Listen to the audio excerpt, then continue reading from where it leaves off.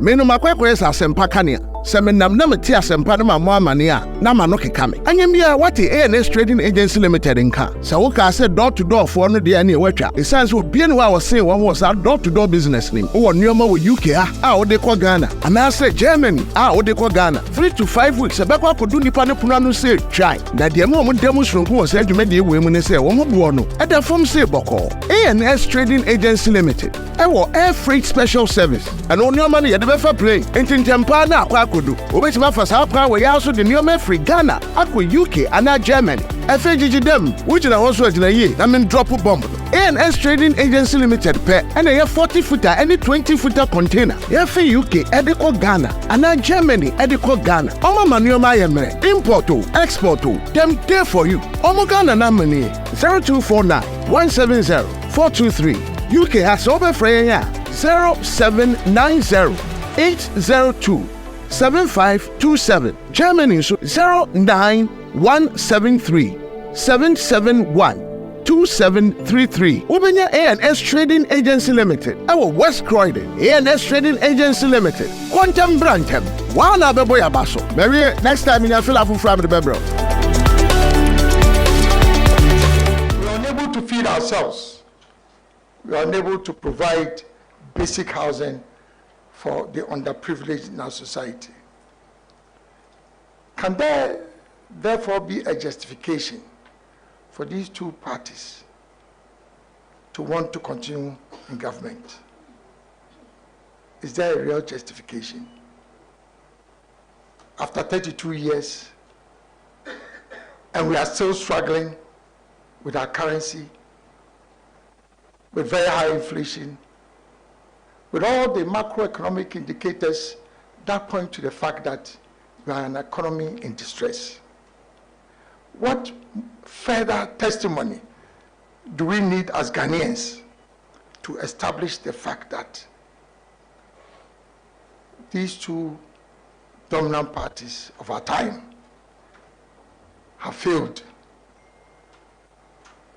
to deliver substantive progress to our nation? I'm the first to admit that in some sectors we've had some progress, but overall the balance sheet does not look good.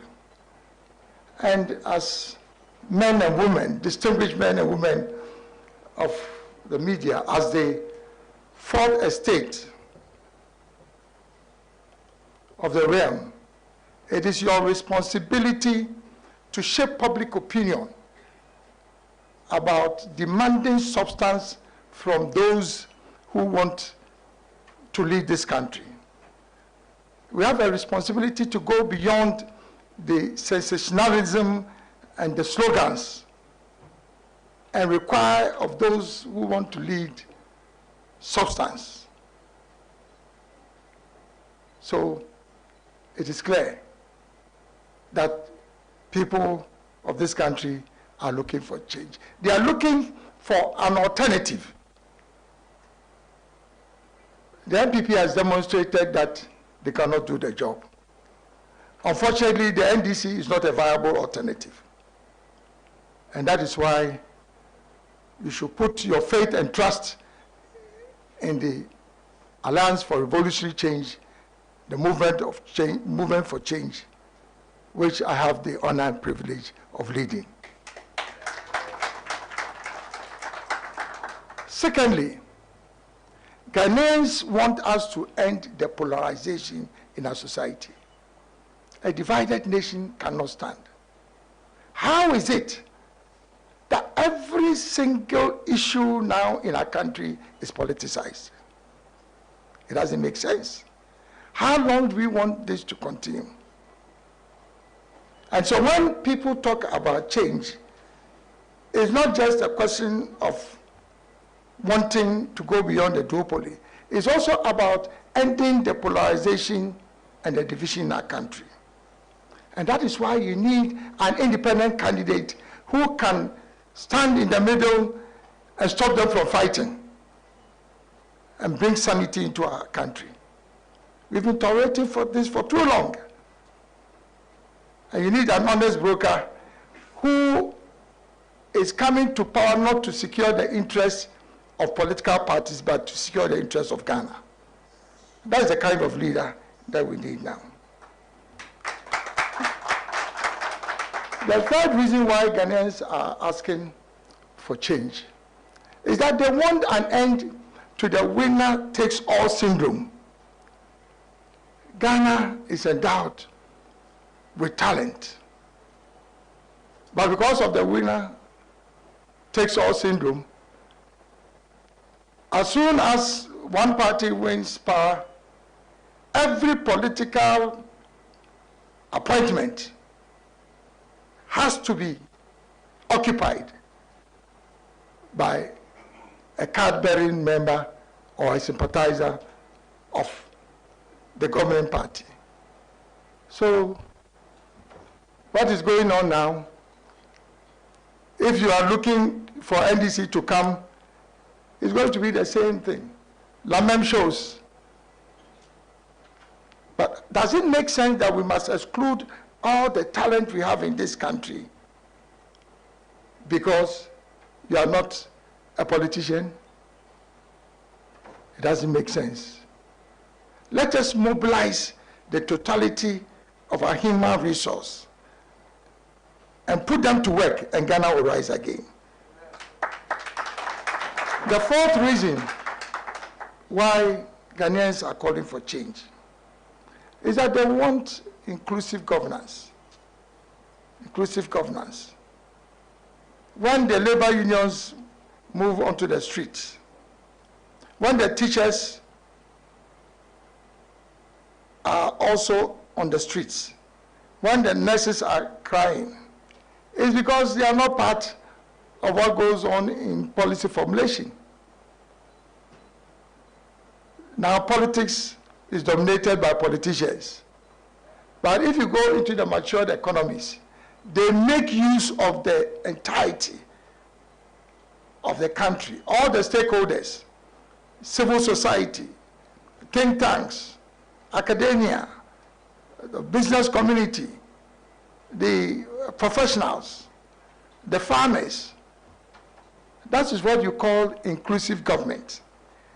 And that is what representative governance is about. Ghanaians are asking for a government by the people, for the people, and of the people. That is what Ghanaians are asking for.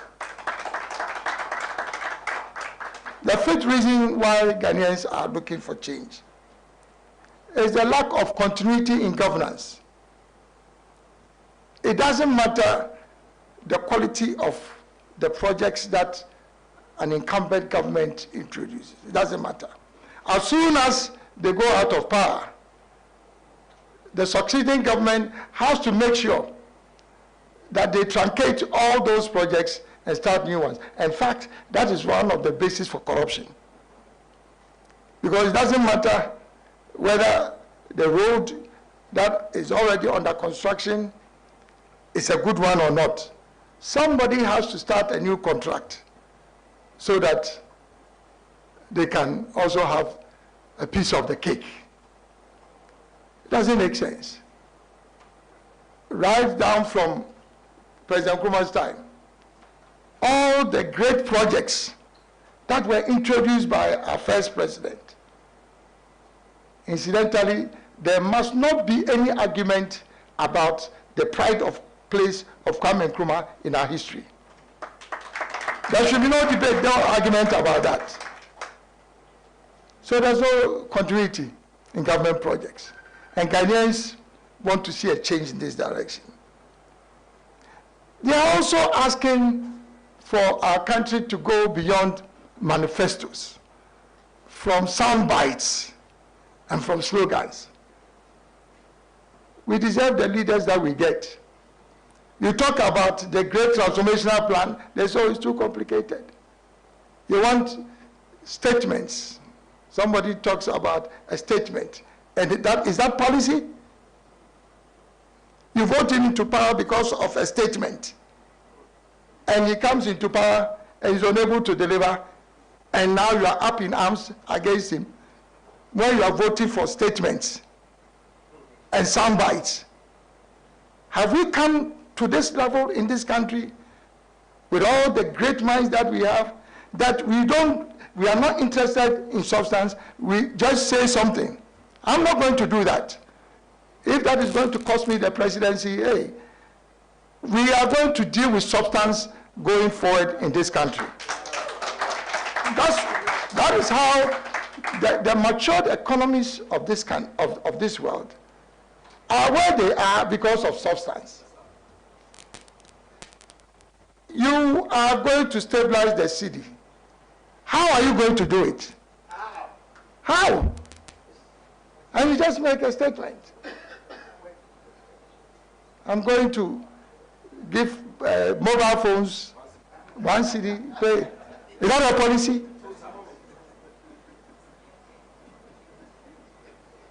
24-hour economy. That everybody, there will be an opportunity to work 24 hours.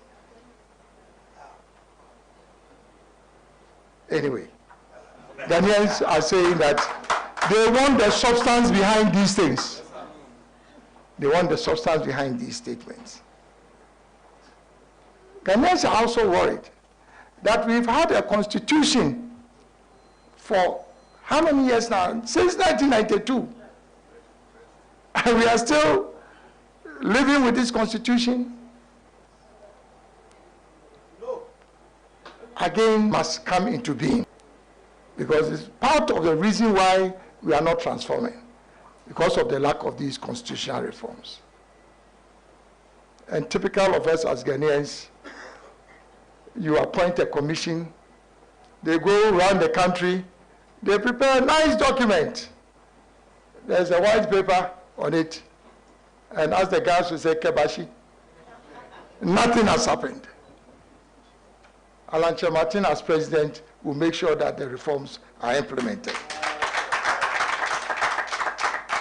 And the last but not the least, I'm saying last but not the least because it is not the icing on the cake. In actual fact, it is the foundation. Is the need for behavioral and mindset change. There's nothing that is going to happen in this country to improve our lives without mindset change. The negativity, the pulling down attitude, the NATO attitude, no talk action only, the lack of respect for rule of law, lack of discipline. Those are not the values and attitude and behaviors that can put you into the League of Nations. As the Americans will say, it ain't gonna happen. You have to change your attitude. And this is a clarion call, a call to action for all Ghanaians. If it rains, nobody goes to work. A program is supposed to start at 5 o'clock and people are working in, like this by at 6 o'clock. So Ghanaians want change. And that is the reason why the movement of change and the Alliance for Change, Alliance for Revolutionary Change, Afafanto Alliance has been brought into being.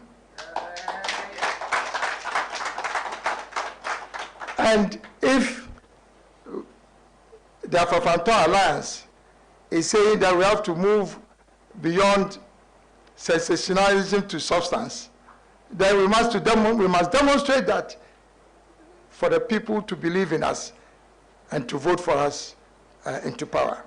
And that's why we are here, to discuss the great transformational plan. Incidentally, the branding of this plan in itself is pregnant with meaning. And you must give me the opportunity to deliver the pregnancy in December 2024. If you search through artificial intelligence, the phrase great transformational plan points to only one person, Alan Kyeremanteng. And the three words are significant: great, transformational, and a plan. And it is a plan that is going to move Ghana from our current state of instability to stability, to growth, to resilience, and then finally to prosperity. So it scopes for you where you are now, where you go to the next stage incrementally to the point where there's prosperity and become a first part of the League of Nations. And so please, I recommend this plan, this great transformational plan to you. And I'm speaking to you as brothers and sisters, friends of the media, that you are the ones who can make Ghanaians pay attention to this plan. I know how powerful you are. You can construct and destruct. You can construct and destruct. Now the destruction is too much. Start constructing with the power that you have. And that's why I'm recommending the great transformation. I've called you here tonight not to come and then read the document to you, something that you have authored yourself with the support of your friends who are experts. You know it back to back. But like the Bible, the new Bible for Ghana, everything is here. What you need to make Ghana the place that we all aspire to be in 3 years is all here. All you need is to give Alan the chance and he will deliver on this. So I deliberately made sure that in inviting our friends from the media, I said, read, because it's also an opportunity to get you to read. Read the GTP, because we sent it to you. Read the GTP and come and interrogate the GTP. I'm ready for you. Thank you for coming. So, Mr. Awabing, I think you do as required. I hand it over to you. I'm sure they are eager, they will ask questions, and then I'll respond. They will definitely ask questions. Mr. Incoming President, if you may. Yes, I'll vacate where I am. You are in the firing line. Don't worry. So, we'll take the questions in blocks of 5, and then he'll respond. So, this mic is available, and then we'll provide a mic on the other side for those who want to come in. So, my first set of 5. Any comments? You're ready. Any comments after him? And then, yeah, on that side, I have 3 on this side. Yes, they will. I have 3 on that side. And there's 1 here. So we have 5. Good. So when you step forward, before you ask your question, you reintroduce yourself, you tell us the media house to which you belong, and then you ask your question. Please, try and stay within as much as possible a minute. 60 seconds is a very long time. So try, otherwise we won't get a lot of questions being asked. So the clock is ticking. 1 minute. Thank you very much, Mr. Alan Kyeremanteng. My name is Mark Jerry. I'm the morning show host of News FM Despite Media. I'm taking you straight away to the page 37 of your great transformational plan. I was a member of Kwawu Tourism Initiative in the year between the year 2013 and 2016. We did a lot of work in Kwawu Enclave.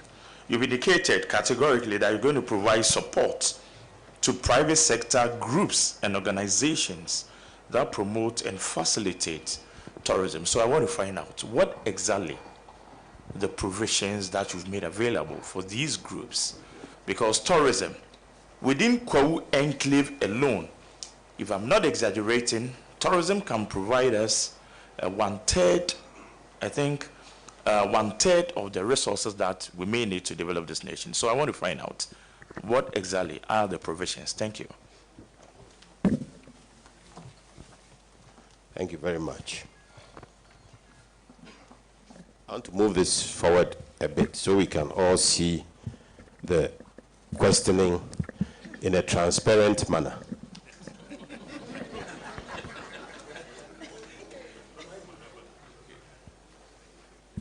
Okay, I'll do my best to be transparent. Okay, so my name is Kwame Jimo. I work with Class FM. So on page 56 of the document, if you don't mind, I read.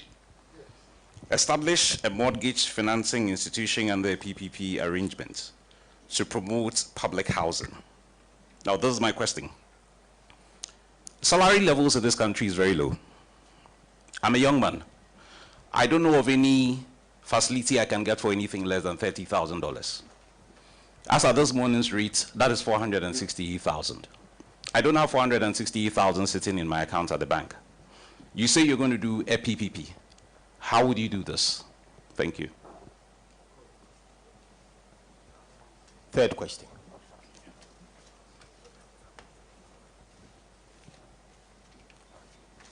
Mpamucho, good evening. Mekachi, why? Pacho FM Yatiti, Onia TV, Onia FM, Media General. Me wa page 43, ewo GT Pidumu. Me pacho me hu corruption. Se opese kunsi aketa se. I no also be amended your constitution no. Now what the anti-corruption za aba.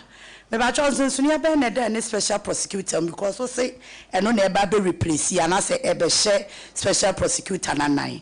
Yenya enim say OSP osu because aban na ode ne ba ye no ankasa kora o ma ne kwa ma ne nya adwuma.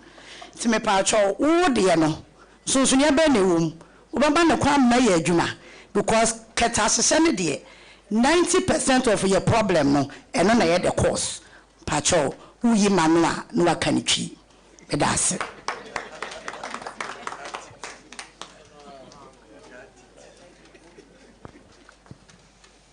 My name is Samson Ladi. I host News File. My name is Samson Ladi. I host News File.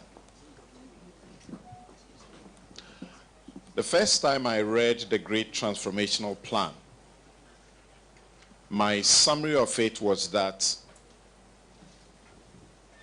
it was the coalescing of the things that Ghanaians have demanded for a very long time, including the promises of transforming the constitution, the various parts. So this document for me represents listening to the people. My question revolves around your promise to amend Article 78. You will need sufficient numbers in Parliament in case you won. First, to be able to engineer it, and subsequently for the purposes of a referendum. How are you going to be successful with that? Because that is going to be a major challenge for a group like yours. You can't appoint your ministers, but the majority from Parliament. That dovetails into a part of the question here.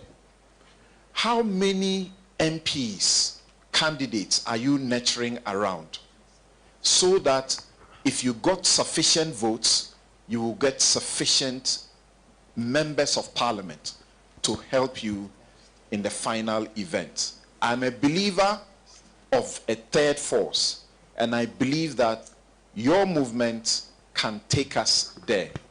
I have voted for Dr. Pakwesi Indum and voted for Zenato Rawlings. I have voted for Bridget Jubronuku and voted for Esla Owusu-Ekofo. I stand for the Ghanaian who believes that we need to encourage people like you to change the narrative. Frankly, frankly, but for the fact that Samson believes in the new government, I wouldn't have let him ask 2 questions.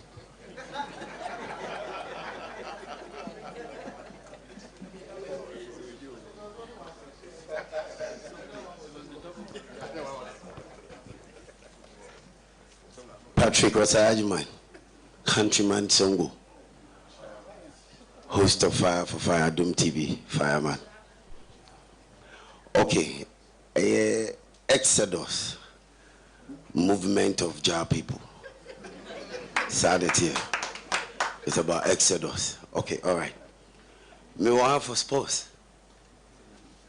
Just ended Olympics. Medal back Ukrama. You got it. Your football.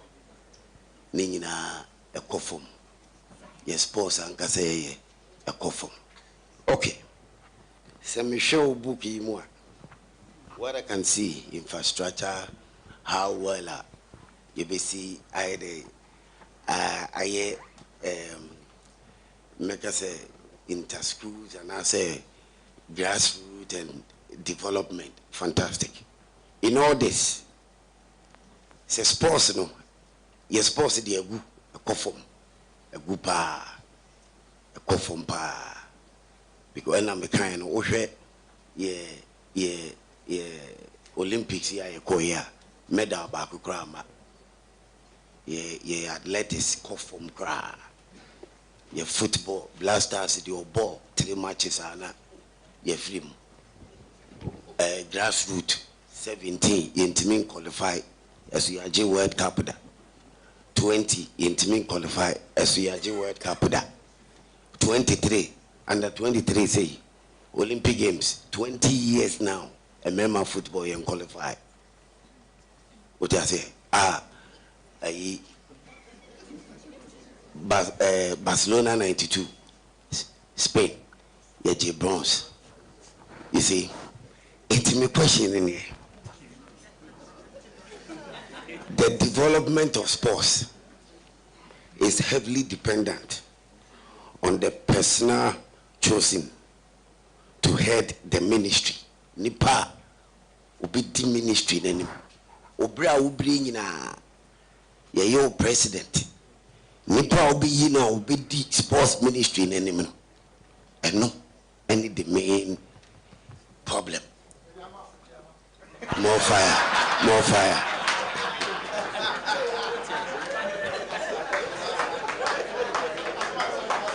So now, what kind of person are you looking up? So obit me, yeah. I understand. I will help the sports ministry. Don't worry, in a professional way. I'm the fireman. I need to also me holding me fire. No, you understand? My building me brand in yepa. They also me holding fire for fire and more yepa. I'm the fireman. I will always keep them on their toes in a professional way. But when in finding out what kind of support or what kind of incentives was going to be provided. Finance, it is key. If government is now going to support not just public sector agencies that are promoting tourism, like Tourism Development Authority, like the ministry, but is now going to extend support to those who are in the private sector trying to promote tourism. That in itself is a very significant development or intervention. So number one is finance. We all know that if government can provide incentives and deliver instruments that will allow banks to provide concessionary lending to those in the private sector supporting tourism, that in itself is a major breakthrough. And it is not difficult. In the United States, in the mature economy, that's what they do. All government needs to do is to provide a guarantee fund. Because the reason why banks will not support a private sector company in tourism is because they are not sure about the risk profile of the project. But if government provides a loan guarantee, which until there's a default, it is not a cost to government. So once you provide a guarantee. It will release the liquidity from the banks. And you provide additional incentives, including corporate tax reduction, to those who are supporting banks that will support tourism. You don't need to borrow to do anything. Just use the leverage of policy. It's as easy as that. And so it's finance, it's also technical assistance. Because if you want to develop Ghana into a first-class tourism destination, which is part of what this GTP aspires to, and become the tourism hub for West Africa, then we have to ensure that we have the skills at the highest level of performance compared to any service anywhere in the world. That requires not just money, but technical assistance. You need to be able to bring in experts who have the expertise to train them at the cost of government. It goes beyond that.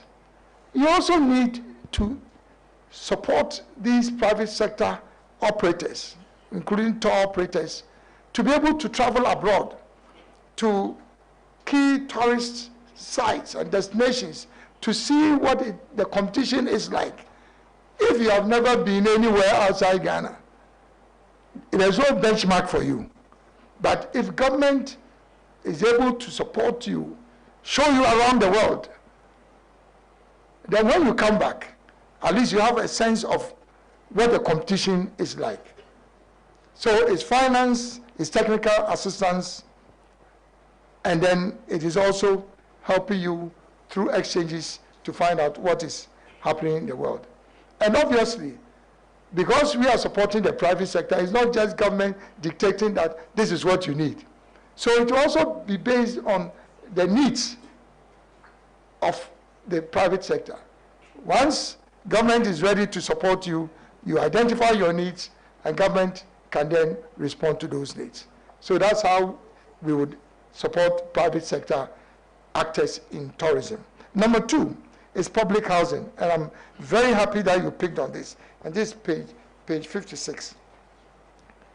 Now, unless we have a dedicated mortgage financing company in this country, there's no chance for any young person ever to own a home.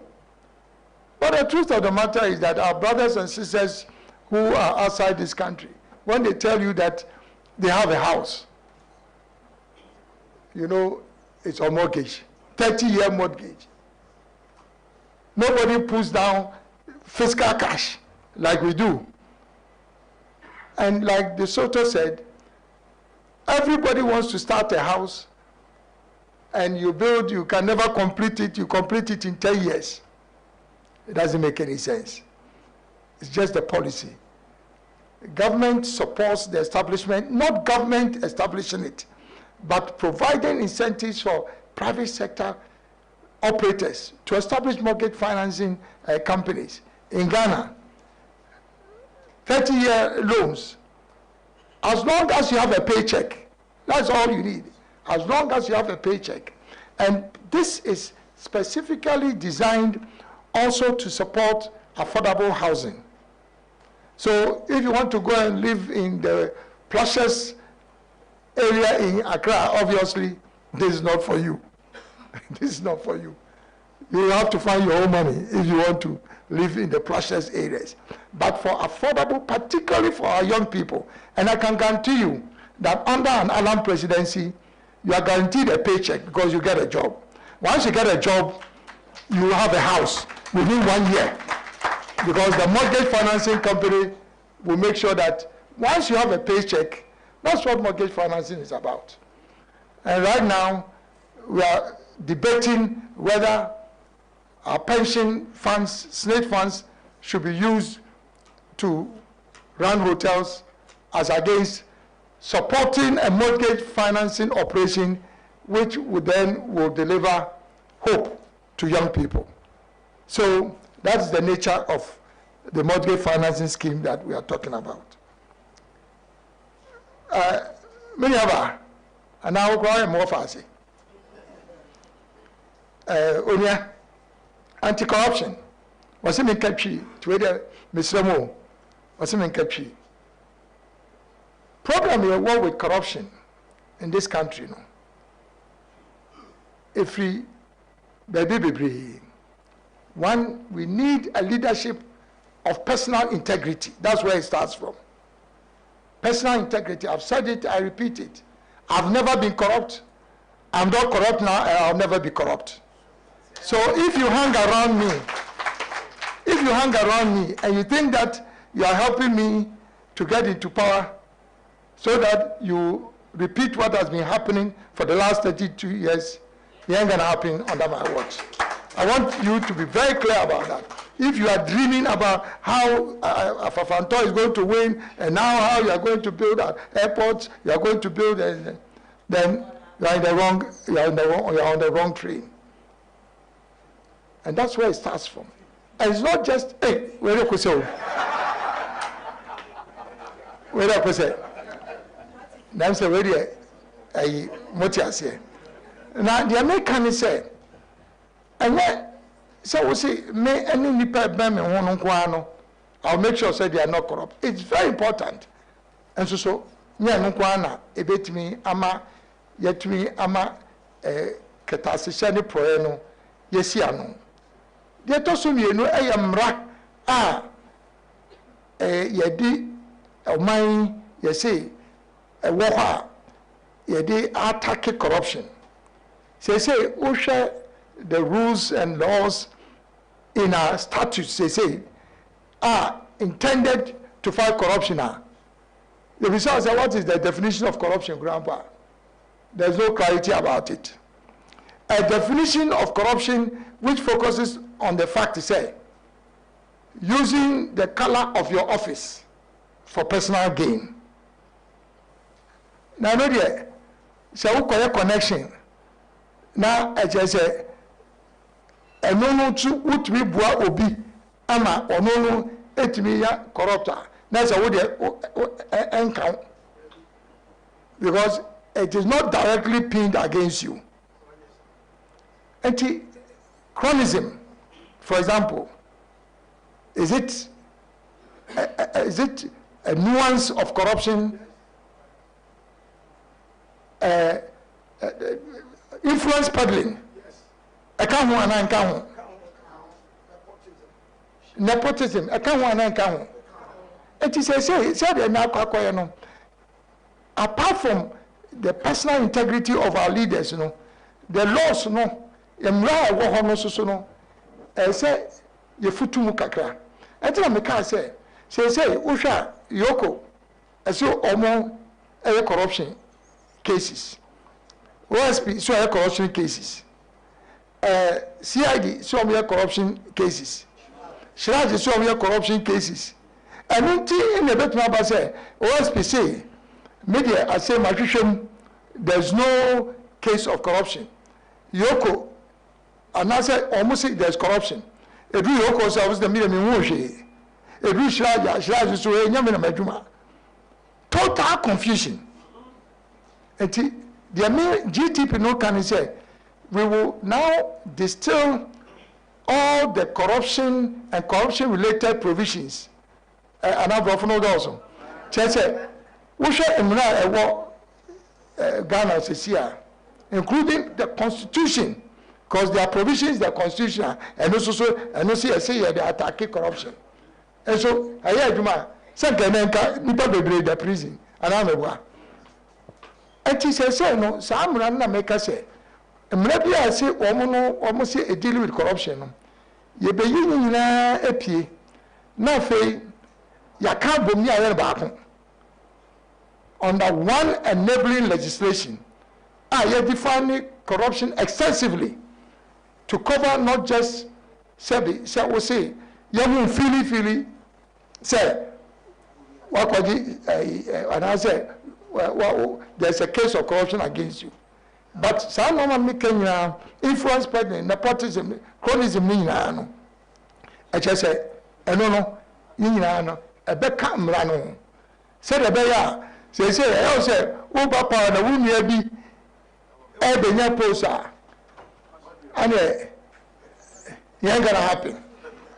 It is ana say no akwara say me say ye beka nyina bom na yenya one law or legislation na say one law and legislation there and penya ye di sa 2 minute be hye nsa no say on dealing with corruption cases no na afa enya obolo asa na moka no obolo na amega hoho a chese ono no oka final amega hoho of corruption no afa ono ne anti-corruption czar na wohwe ayi amaya omatumpo a omatuma dealing with corruption na omo nyina wo odiefe no anti-corruption czar ono ka final na de e de wo mu krampo ni say special prosecutor ana Samuel Mobo or bonu modern na so power of the special prosecutor is a delegated power and authority from the Attorney General. And now I say who power so frankly no just say any power bia akwasi consult na kwantia and we say no under the new constitutional reforms now making there's going to be a second chamber of parliament for appointments like this, the president has no business appointing anti-corruption chief or no appointing I rather on what to me we have some of it me akwaka want to mean until we have to limit the power of the president even in making appointments to the leadership of independent constitutional bodies. That's why we are independent under the constitution. President appoint you are wait my friend and you pass say masa idea or idea metuatum wait me until we must remove that power from the president. Maybe some the president that so once the start the power is in your free now will be appointing her, which will be the case of the anti-corruption czar, so that he's under no influence. Attorney General require of corruption citing for corruption, so that the prosecutorial authority of the anti-corruption czar or overlord is not derived from that of the Attorney General. Many are Emuadana. Emuye.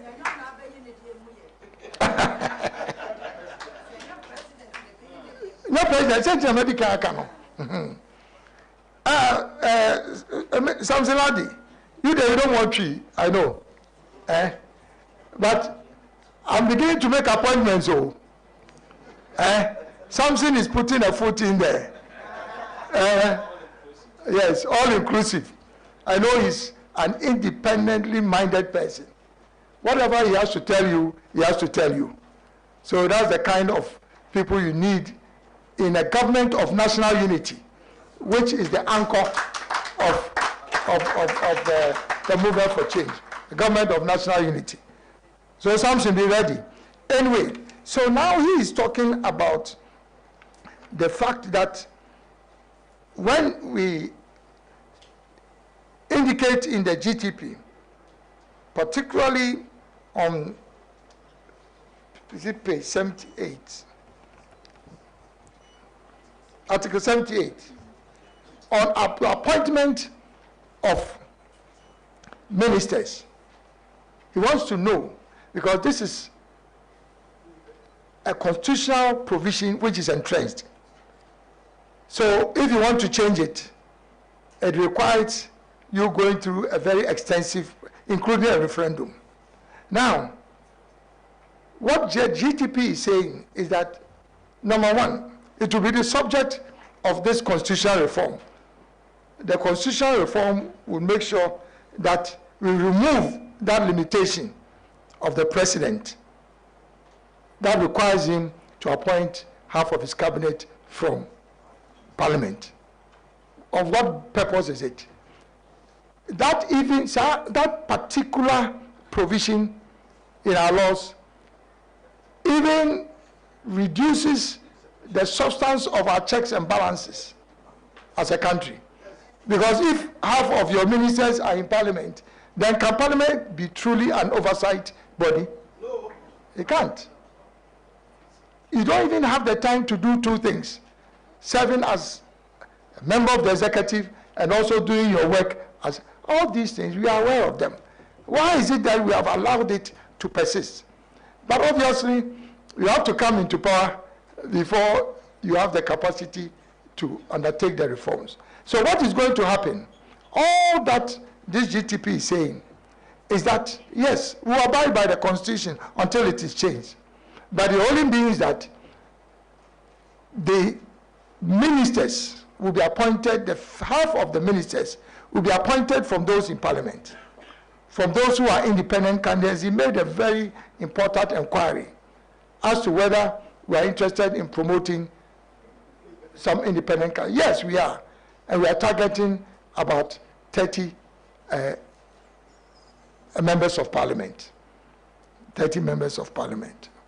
Now, and I know that there are parliamentarians, existing parliamentarians, and new ones to come in both the NDC and NPP, who are just waiting for Alan to become president, and then they will be more than willing to join the government, because it's the government of national unity.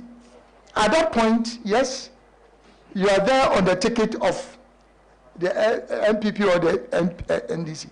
But now, because of your own record and of your own capacity, you serve in a government of national unity. What a joy! What a joy that you are singled out now to become a member of the government of national unity, although you went to parliament. So it will come from the independents, it will come from party parliamentarians who are selected not on the basis of the parties, but on the basis of their own merit. So that's how it's going to be. And people are making a big fuss out of this. Ghana, in Ghana, that a president invites you as a member of parliament to serve in his government, you will leave the party and then come and join the government. There are many people in parliament, they are there because it will enable them and elevate them, hopefully, to become members of the executive. So I'm even making things easy. You will see what is going to happen in this country. A government of national unity. Half of them would even be more than willing, because then you are serving Ghana, not your parties. That is the way we'll do. Then the last one is Mr. Fireman. I wanted to, and I'm in Kano fire. I think yes, here the minister Mawujane. So, but I think it's very important. What the GTP is saying is that government has the wrong approach, has the wrong business model with sports. If government thinks that they can use government budget to develop sports, it ain't gonna happen. That is why if you read through the sports section, it's all about government empowering the private sector to establish sports academies and sports infrastructure and facilities of the highest standard. If a private person is investing, he will make sure that he does it very well, and he will maintain them. And he knows that you're also going to benefit from them. If you don't have world-class infrastructure in sports, you can't develop world-class sportsmen. I think it goes without saying. It's because if you don't have the right infrastructure, it requires the power from the Almighty God and His grace to be able to pull somebody through Olympics. But if you have the right facilities, even average performing talent can excel because of the. Recently, when we built this swimming facility, you can see that gradually we are now in a position to nurse talents in. So, Fireman, it is all about government supporting the private sector to invest in world-class sports facilities. this whole notion of government wanting to do everything when you don't have the money, it amazes me. That is why we are talking about an enterprise economy. An enterprise economy is an economy driven by the private sector and by businesses. It's the economy that will create jobs and put money into people's pockets. That is what an enterprise economy is. Get the private sector to be at the center of development. They know where to find the money. Even with sports, you'll be amazed. If Alan becomes president with this policy on sports, you see what will happen. It's the same thing I did with the automobile industry. When I started talking about Ghana producing cars, people thought that this was too utopian. But just with the policy, with just my mind, somebody mentioned the pencil, pen and paper. We have been able to attract within 1.5 years. We didn't borrow. We've been able to attract 5 out of the 6 top global companies that are manufacturing cars in the world. Volkswagen, Toyota, Nissan, Hyundai, Kia. It's never happened anywhere in the world. A developing country where you have 5 out of the 6 leading automobile companies competing, not just with one brand. Volkswagen has about 5 brands. Kia has about 5 or 4. Hyundai is the same thing. So this has become the real battleground for vehicles. And the beauty of this is that the assembly is only a small part of it.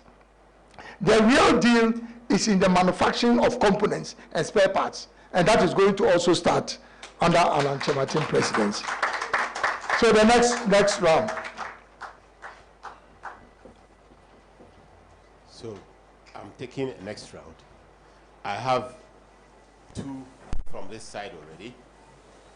And then I saw those 2, and I'll come to you in the 3rd round. Yes. There. We'll start from here. Ms. Okansi. Yes, come forward. The rules on transparency still stand. Good evening. My name is Alfred Okanse. I work with TV3 and 3FM, or with Media General. Yes. So,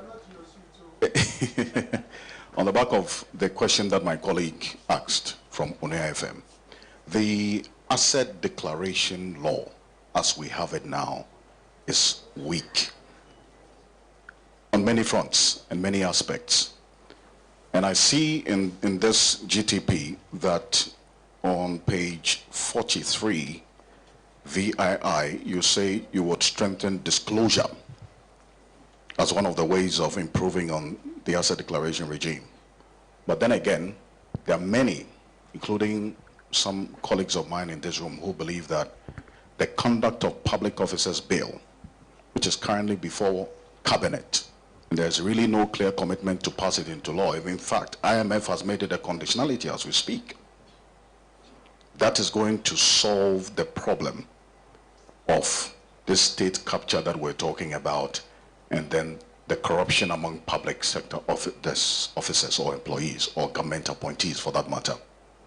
Would you ensure the passage of this Conduct of Public Officers Bill if voted into power?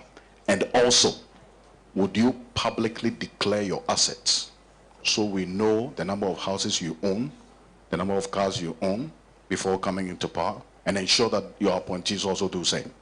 Thank you.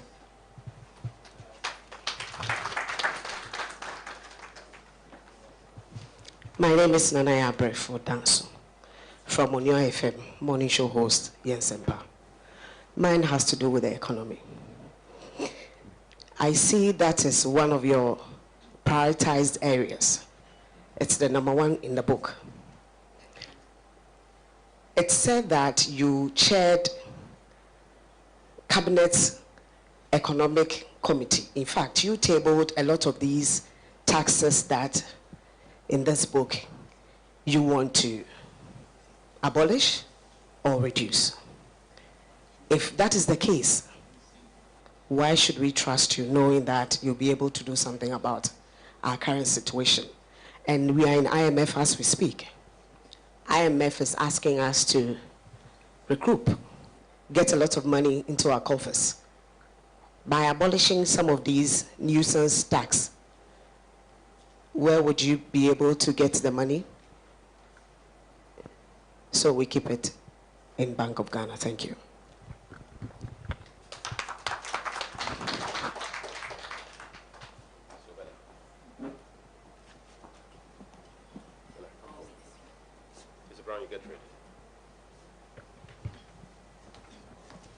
Good evening. My name is Bella Mundi. I host a morning show on TV3, so I work with Media General. Thank you for this opportunity. I hope I'll be allowed to ask 2 questions. In fact, 3, but we'll see. So, okay, 2 in 1, kind of. Okay, so first one, I want to go straight to page 24, boosting local production and productivity. And I says, review the implementation framework of the One District, One Factory initiative and provide additional financial resources for its operationalization. I want to zoom in on one particular issue that's been trending for many years, and that is the Komenda Sugar Factory, which has been trending quite recently, also because of the recent announcement by the Trade Minister that we've signed a new agreement for 15 years, and we're supposed to make 1 million every year for the next 15 years. It might be renewed or not. Now, I remember that was also one of the major issues that she tried to tackle, knowing that we had borrowed about $35 million in 2013 just to refurbish the structure. You signed a deal with Agrotech, Park Agrotech, hoping that we could also get it running so we can start processing our sugar. That didn't happen. And now we're told this is happening as well. I know the deal you signed was supposed to make us $3.3 million annually. So if you calculate, at least that would have made up for the $35 million that we had borrowed just to set it up, and we could have paid back. Now we're told we're going to be making $1 million every year for 15 years. Clearly, we're not going to be able to raise that fund to pay back that money, and that falls on citizens. I want to understand, if you say review the implementation framework of 1D, 1F, with this factory in particular and the deal that has been signed, does your review mean cancellation, or what exactly are you going to do about it? And then 2 in 1, last one. So I just want to go straight to page 43, where you talk about reducing the size of government. And I realized that you listed a number of the ministries that you're hoping to set up under your government. I did not see Ministry of Information. I want to ask, is there a particular reason that was not included, especially knowing that you also want to work closely with the media? Thank you. I'll come back for a youth question later. Thank you.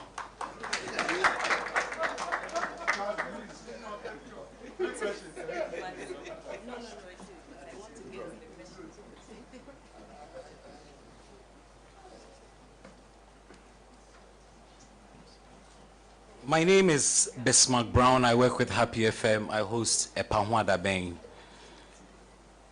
Chief, you have extensively spoken about SMEs on page 29 of the GTP. While you were Minister for Trade and Industry, you supervised the establishment of about 67 business resource centers.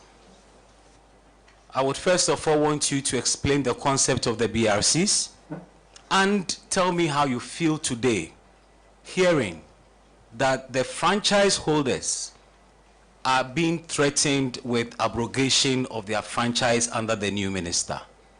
I would want to hear how you feel about this. Thank you.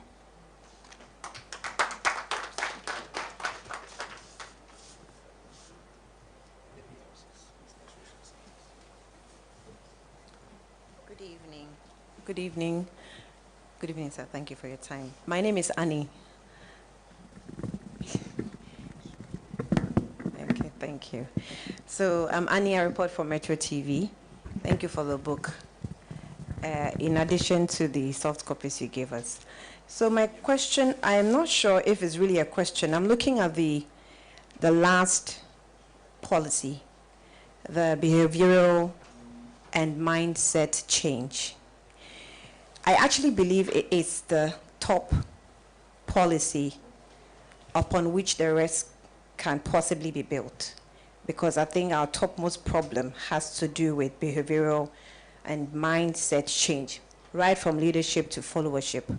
And I also think that if that can be situated within the educational policy, I've gone through the educational policy briefly, but I didn't really capture anything that has to do with critical thinking for students. I mean, if the basic education is very important to us.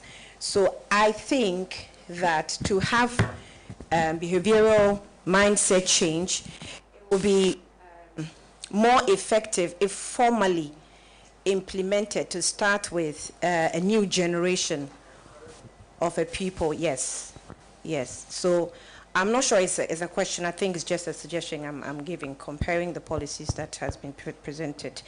Now, my question really has to do with energy sector. You said page 55I, eliminate DUMSO and achieve sustained and reliable supply power within a period of 6 months.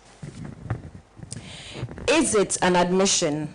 Thank you. Is it an admission that DUMSO, your former, or the government you were formerly a part of, did not eliminate DUMSO?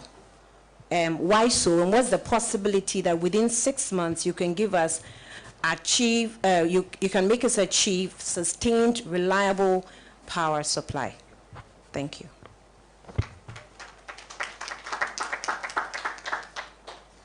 So that's the second set. Yes. I must say that I'm so impressed with you, my friends from the media, that you're really taking the trouble to read and you're making references. You need to hold us to account, and I'm happy that that's what you're doing. Mr. Alfredo Kansi, Conduct of Public Sector Officers Bill. I'm fully in support of that. In fact, I was in cabinet when this was brought before us, and I was hoping that the bill would have now gone through the process and would have been already passed in Parliament. But unfortunately, this has not been done. And I want to assure you and the people of this country that that clearly is one of the most important items of reform, in my view, that I'd like to pursue. Because, you know, it is all linked with the challenge of dealing with corruption. How is it that somebody finishes school, he has never done any work before? All of a sudden, the guy has built houses, not just a house, and you can see that his circumstances have changed without explanation. How do we tolerate these things? So I'm fully in support of this bill going to a process and being passed. But I'm not even sure that that alone, having read through the bill, and I'm not sure that even that alone will deal substantively with the lack of compliance to ethics as public officers. It's because people who are now trying to build their lives are the ones who are going into politics. I went into politics when I was already, by the grace of God, already made up. So there's nothing that I'm looking for again in politics. It may sound, even at the risk of sounding a bit boastful, but that's how it should be.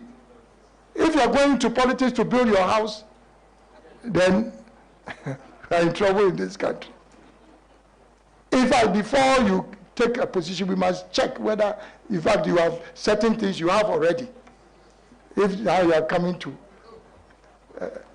build your war chest through politics, then it's very dangerous. So if you look at the provisions of the GTP in respect of dealing with the conduct of public officers, we are talking about lifestyle audit and asset tracking.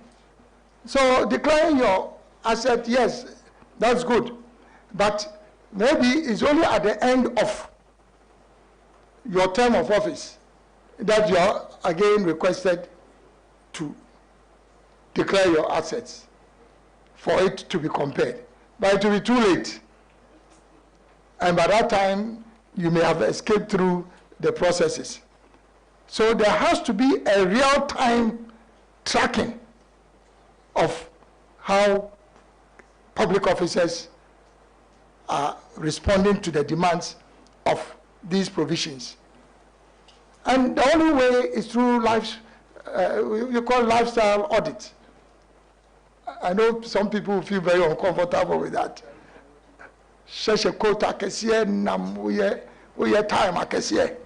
How are you financing that? How much do you earn as a minister to be blowing, money like that? I see Oketeche is hiding because they say if you are not a minister, now they say Masi power Abraham.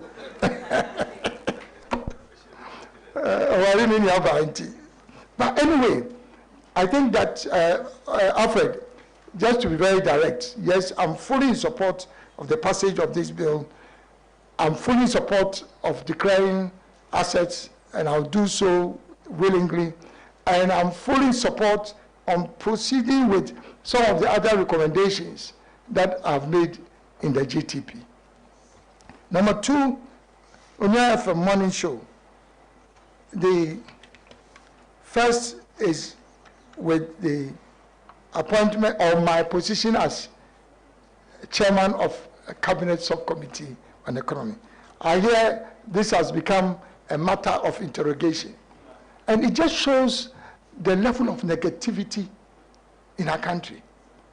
If the chair of the economic management team, who is currently the vice president, has not been able to arrest the dollar,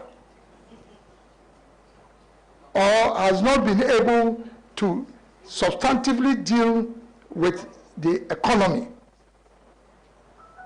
and now we are in an economic crisis, and people are talking about it, how is it that his supporters are now saying that, oh, but Alan was also chairman of a subcommittee of cabinet, a subcommittee of cabinet?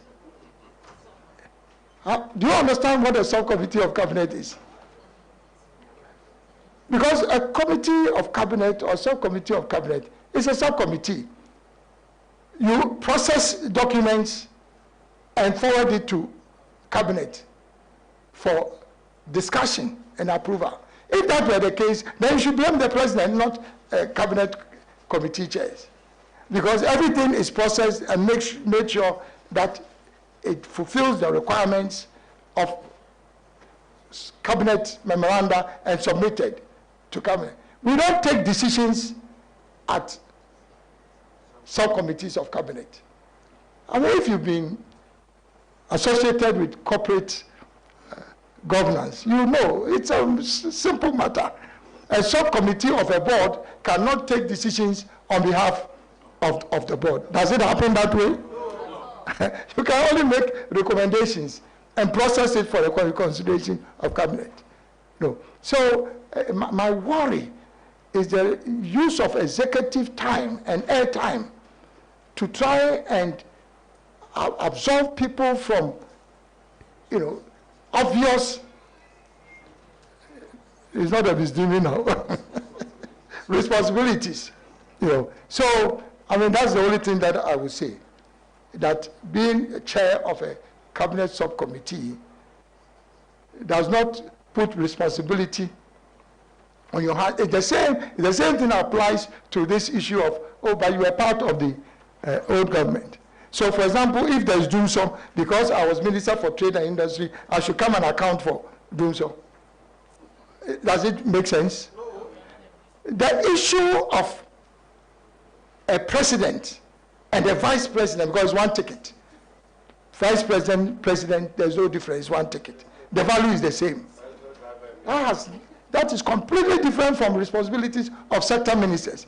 Are you saying that I should take responsibility for what happened in Ministry of Agriculture? No.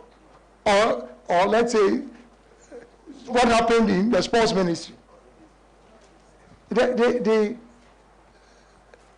fact of collective responsibility is not the same as individual accountability. Collective responsibility is not equal to individual accountability.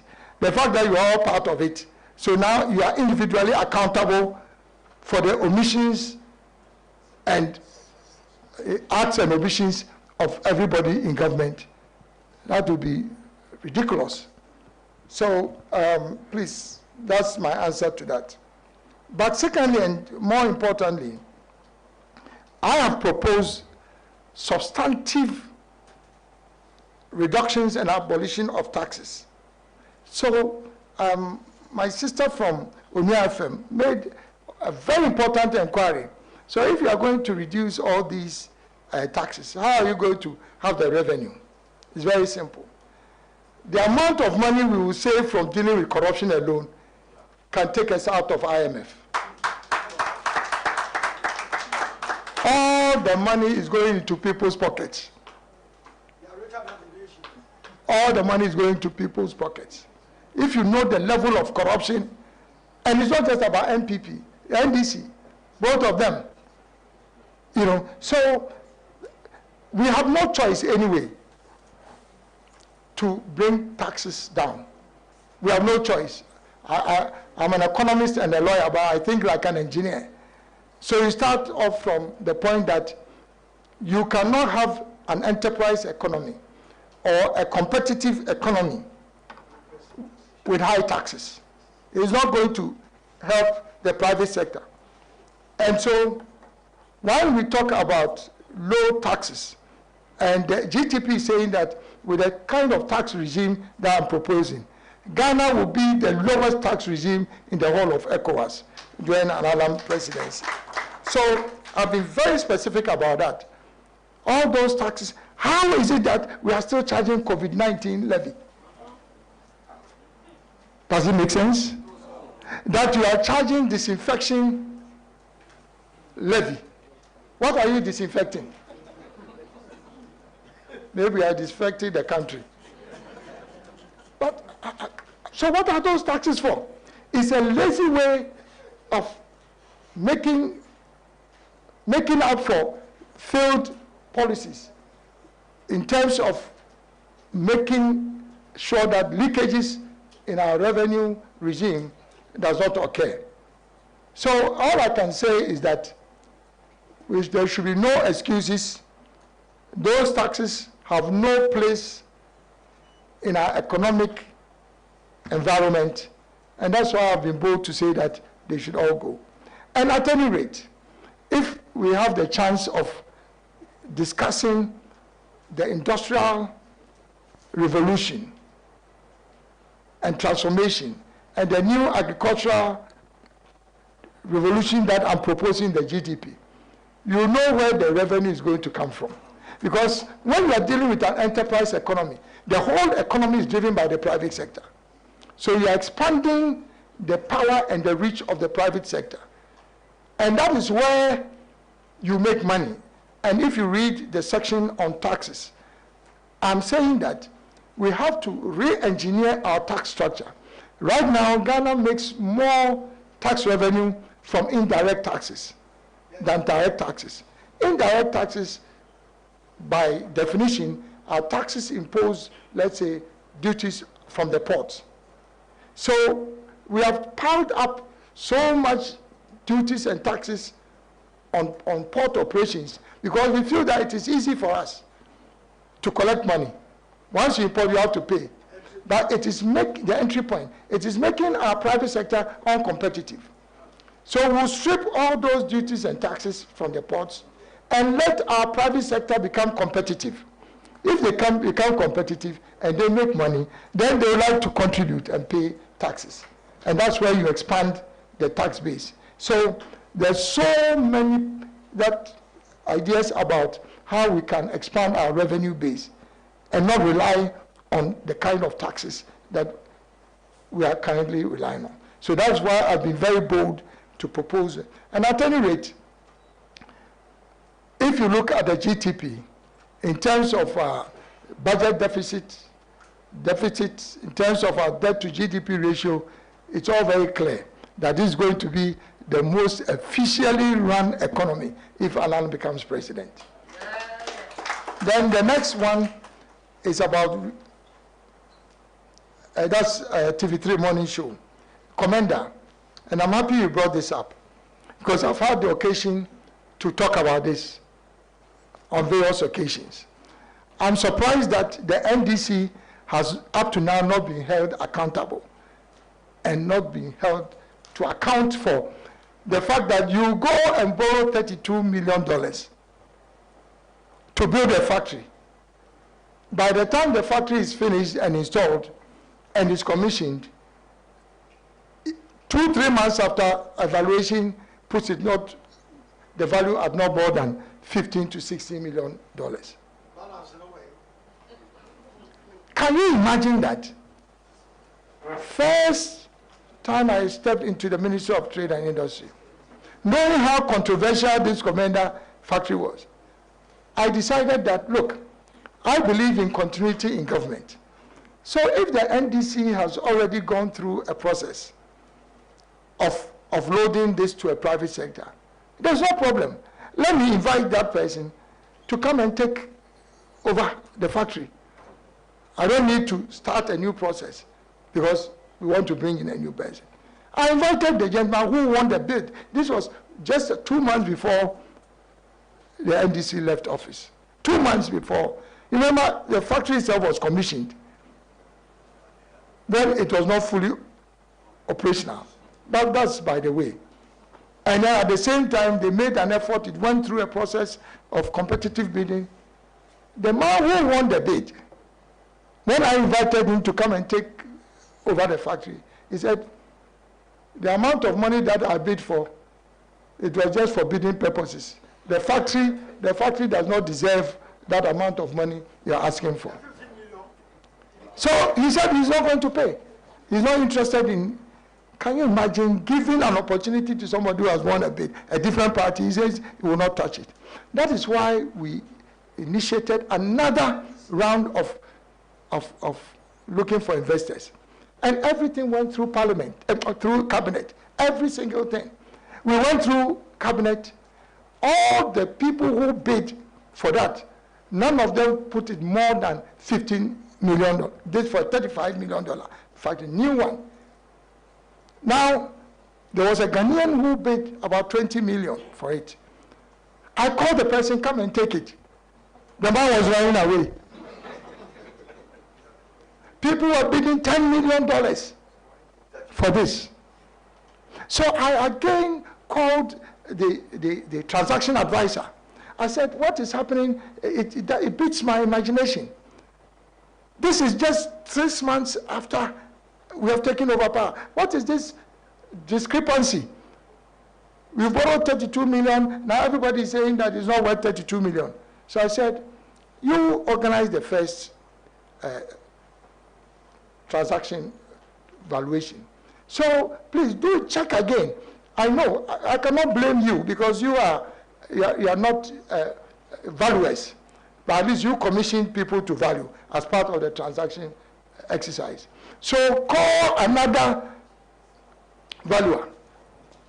I won't take the business away from you because you are a reputable international organization. I know you do your job.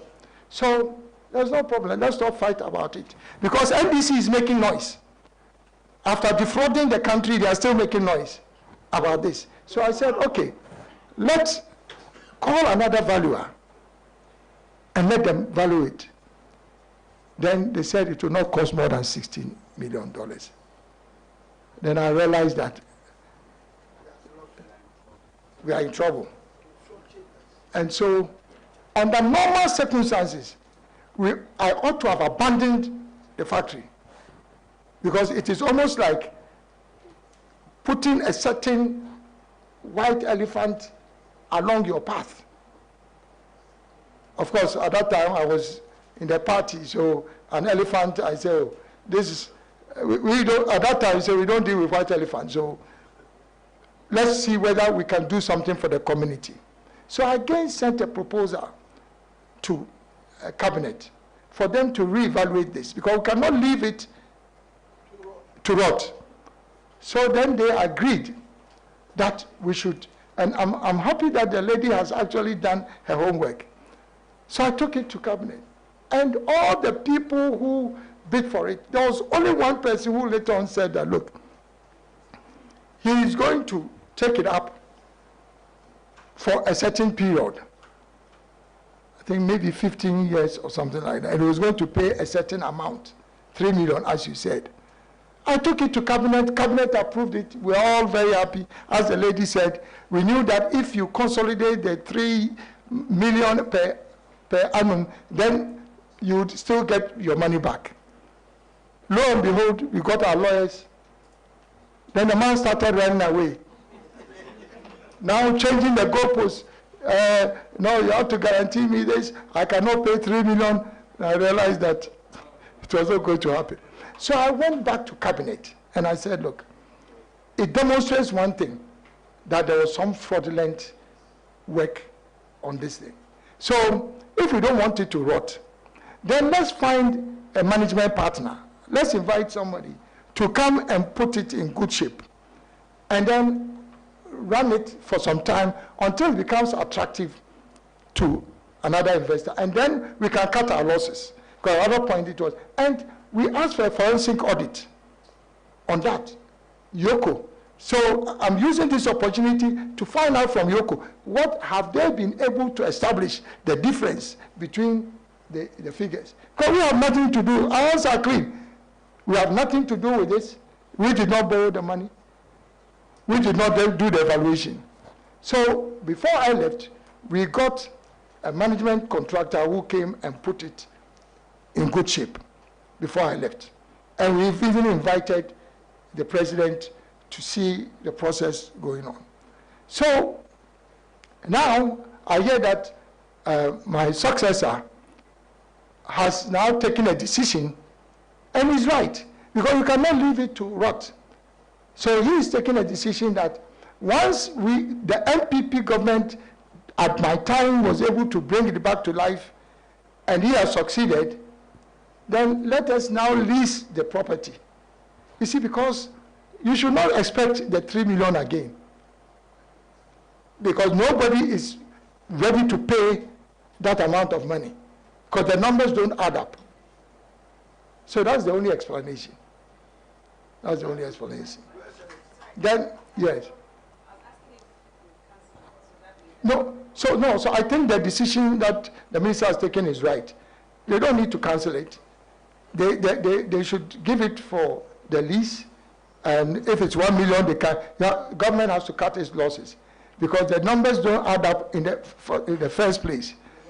And that is why the guy who promised to pay 3 million, when it was given to him, maybe he only said it because he thought that that would make him win. But after that, it was obvious that he couldn't. He was running away from the project. Now, the next one was in respect of BRCs. Was that BRCs? No, reducing size of government. I think it was still from TV3. Reducing the size of government. And you wanted to find out why the Ministry of Information is not part of our list of 40 ministries. What does the Ministry of Information do? What does the Ministry of Information do? I'm not interested in a whole ministry talking about government projects, and what does it do?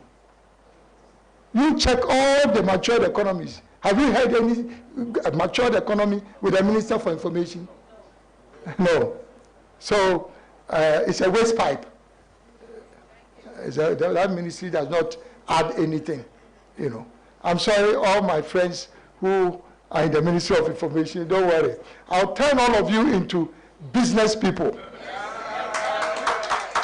You'll make more money than sitting in the, but because, you see, the reason why I'm very confident, I talk confidently about these matters, is because I've been around. In the early 80s, I was the leader of the team that did the first major restructuring of the Ministry of Information, I created the new structure of an Information Services Department, ISD. And I remember when I was with MDPI, at that time we were responsible for all the major government projects in terms of consulting assignments. And I remember it was Tobi Kwachi who took over at a point in time as minister. And he always was commending me for the work that I did in the 80s, because when you do good work, the record is always there. My name is there. So I know what I'm talking about. We don't need the Ministry of Information. We can save a lot of money and use it to support our young people. Yes. That's the only reason why. Then Happy FM, BRCs. And I'm so pleased that you brought this up. You all remember the NBSSI, National Board for Small Scale Industries. When I took office, knowing what the NBSSI, the state in which it was, because remember, in 1990, I started the Empretech Ghana Foundation, which developed many of the high-performing Ghanaian companies in this country now, including Kasapreko. And I know Kasapreko is always proud if I mention his name. From where I took Kasapreko in the 90s to where they are now. Now, at that time, NDSSI, I was running this as a private sector project, sponsored by the UN. And NDSSI, our counterpart, was a government doing almost the same thing. So NDSSI has never really had the muscle to support companies. They've always been struggling. So as soon as I got the opportunity, I became minister under President Kufuor's. I said that I'll transform NDSSI, and I created a new agency, the Ghana Enterprises Agency. And if you see what we've done with the GEA now, all the development partners are rushing to support a GEA, because now there's an institutional renewal exercise that has gone on. And as part of this, I was able to convince the African Development Bank and the International Fund for Agricultural Development, IFAD, that if you're a development partner, yes, you are supporting us. At any rate, the money is not even a grant. In most cases, it's not a grant. So you have to feed into what I want to do as a minister. Normally, they don't like to listen and hear that kind of language. That you are telling them what they should do. They don't like it. Abu Sakara has been in this game for a long time. I've always insisted, any time I've been minister, I insist that development partners work within our own vision and framework. Initially, they are resistant, but they've always loved it. And so in this particular case, both IFAD and ADB accepted that we will start building what we call business resource centers. Because I started working on this enterprise economy even when I was minister under President Kufuor. And so I said, look, if we need to develop entrepreneurs, you come out of school, you don't have a job. Does it make sense that you should continue without a job? So do something. But how do you start? You have to go somewhere where they can teach you the building blocks for owning your own business. So these are business resource centers, 67 of them. You see these business resource centers, you make me the next president of Ghana. State of the art. And I recruited people who are high performing from people in the private sector to come and manage these business resource centers. Being a minister and a politician, I could easily have said, oh, let's, just put civil servant. I said, no, it doesn't work like that. If you want to train an entrepreneur, it's not a civil servant that you use. Bring people from the private sector and let them come and do it. So I brought them in, and everybody saw the value of it. And all the development partners were so happy. They started replicating what I've done in other countries.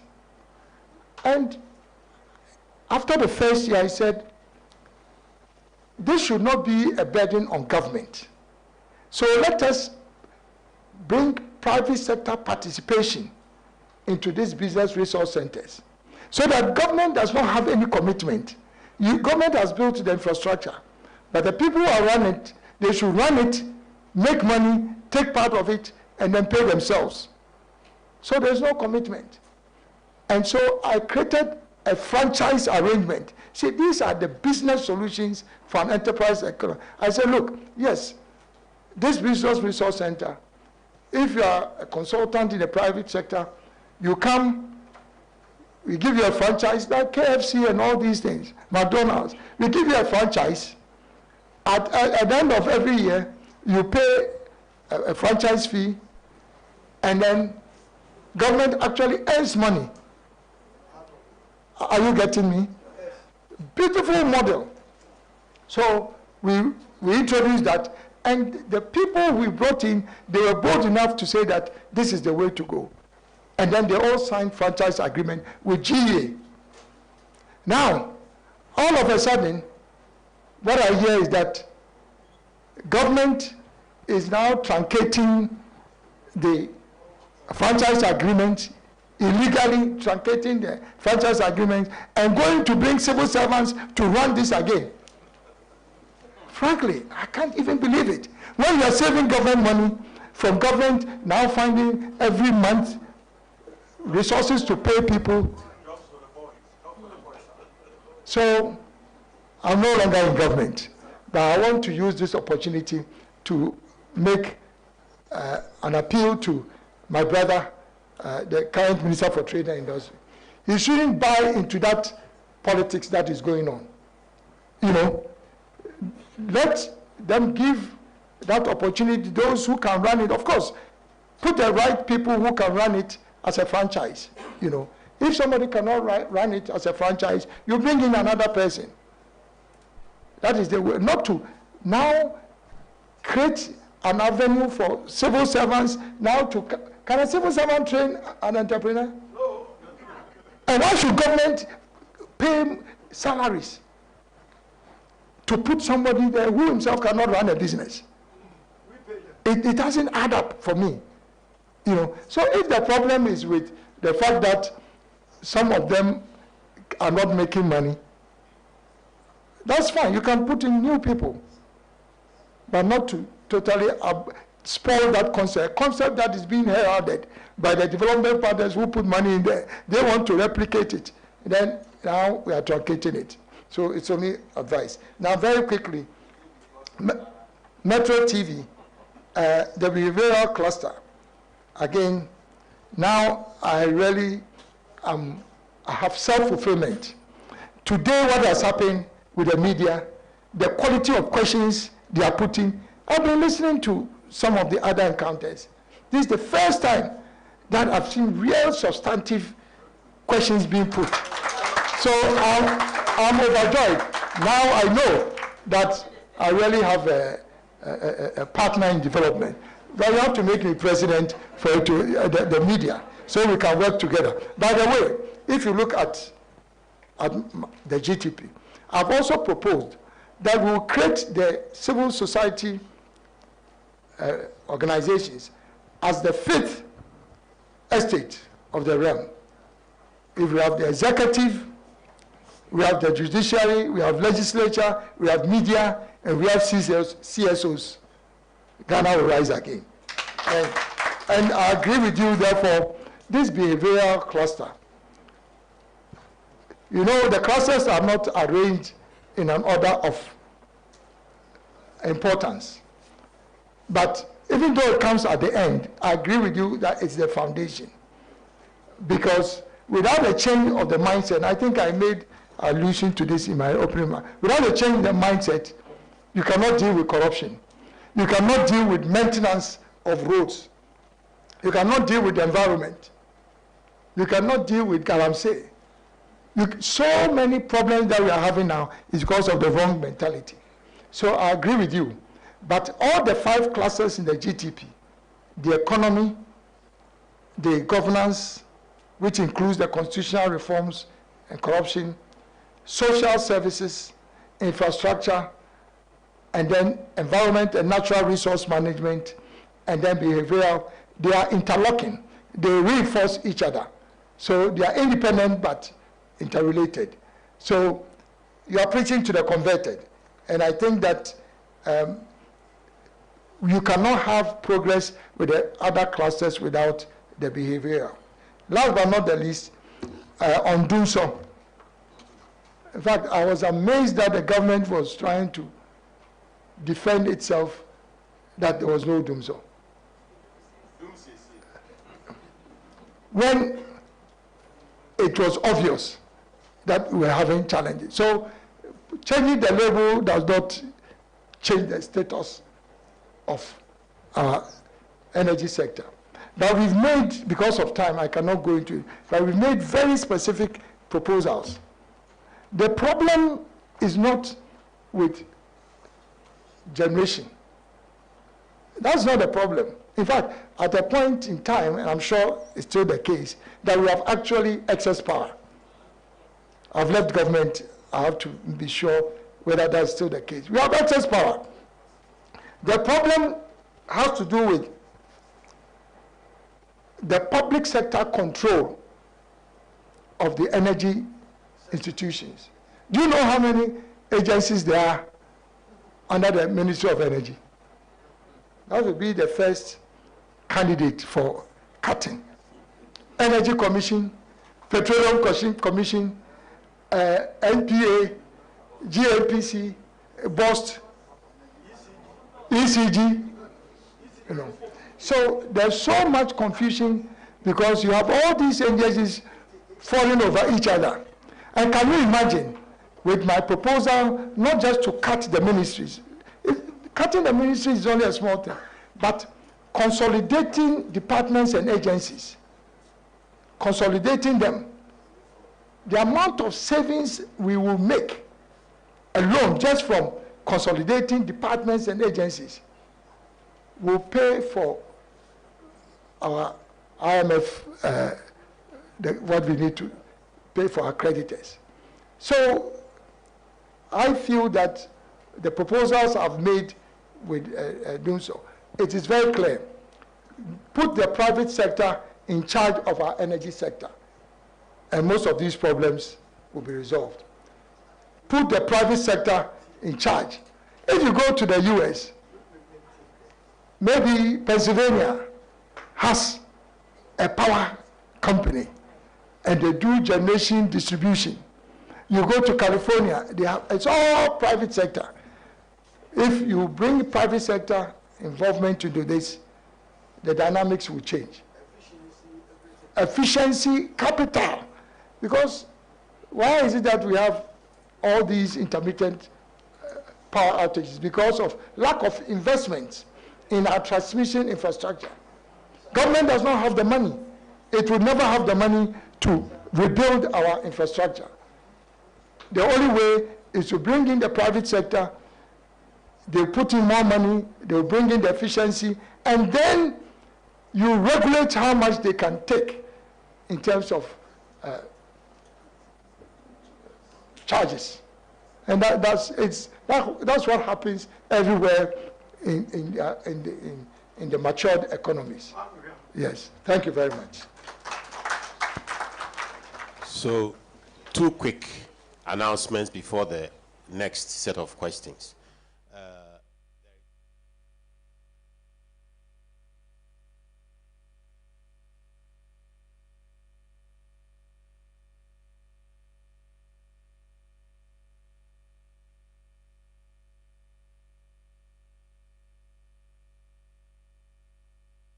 Not corrupt, we are transparent. Some people are trying to corrupt me, but I've told them, I have identified them already. So, Everiva is one of them. Kafu is one of them. Mr. Speaker, at the back. Atinka. Yes, that's 4, right? And Selom. And Selom. So we have the 5. Okay. Then the last round, we'll also have 5.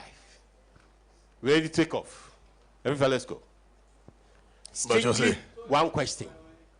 Strictly one question. Oh, one question, but strictly one question. A bit of clarity on something like the question beside, then I'll tie it in with a media.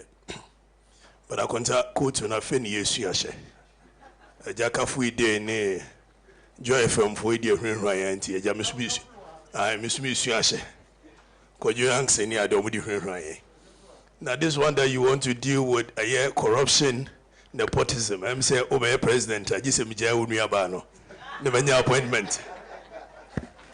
Right, so my question one will be clarity on a year Joy FM host to know Nidia Obisa about the amendment of the Constitution. You are a lawyer, so then it gives me the opportunity to ask you that the Constitution itself provides modes through which we can amend it. Now, Oko Article 289 and 290, where there is entrenched provision, at least we have about 4 ends to the amendment. That is the front end, where you will come in, go around, seek for the views of the people, just as Professor Emeritus Abet Kojo commissioned it. Then the second end will be the introducing of bills to Parliament. Now, with Article 71 and Article 78, the same people who are benefiting from those articles during that period are supposed to go through the middle end of the amendment process. If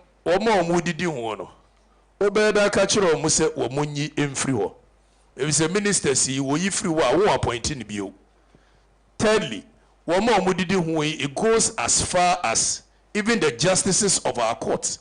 Article 71, you can't hear the general politicians in Kwazo. The justices of our courts, where we seek for justice, we are then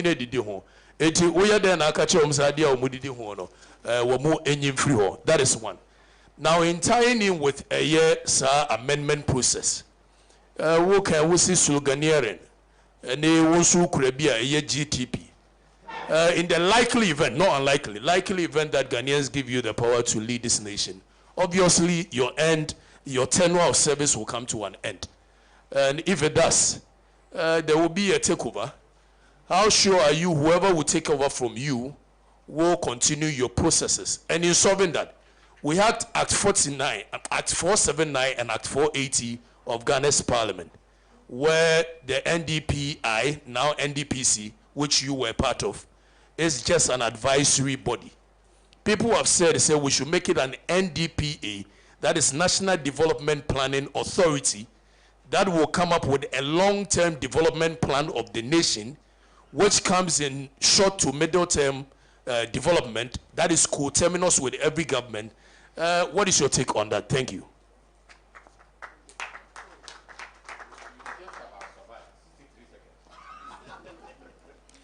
Thank you for the opportunity. Good evening to you, Mr. Kyeremanteng. My name is Kwame Appiah-Kubi, host of Kesben FM and TV's Breakfast Show. Now, my question has to do with page 76 of your plan, and it talks about the environment and then climate change.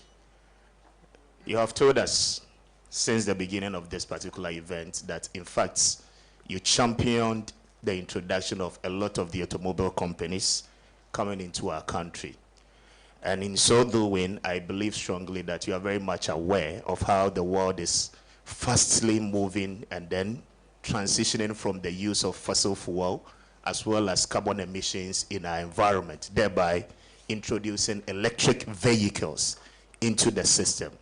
The question is that with the introduction of automobile companies, just as you stated, and then not considering this particular agenda of the United Nations Framework Convention on Climate Change, what is Ghana's latest position? And as well, reading from page 76, I'm really not satisfied with the provisions I see there. So if you can really expand it. And in relation to that, the European Union has equally, since 2020, December 1st, has passed regulations on deforestation. To a far extent, the EU Parliament is telling you that they are banning products from deforested areas. So your cocoa and the coffee you are producing by way of destroying your forest and your environment, those products, you cannot export them again once they are able to trace the source of those particular products. And this is the current state of our nation, where we are destroying our forest reserves, allowing people to mine within our forest zones with impunity. The question again is that, what is your policy in tackling the menace of galamsey? Because I read from page 77 that you are going to abolish galamsey within 2 years. Tell us and tell the good people of Ghana how you intend to achieve that. Thank you.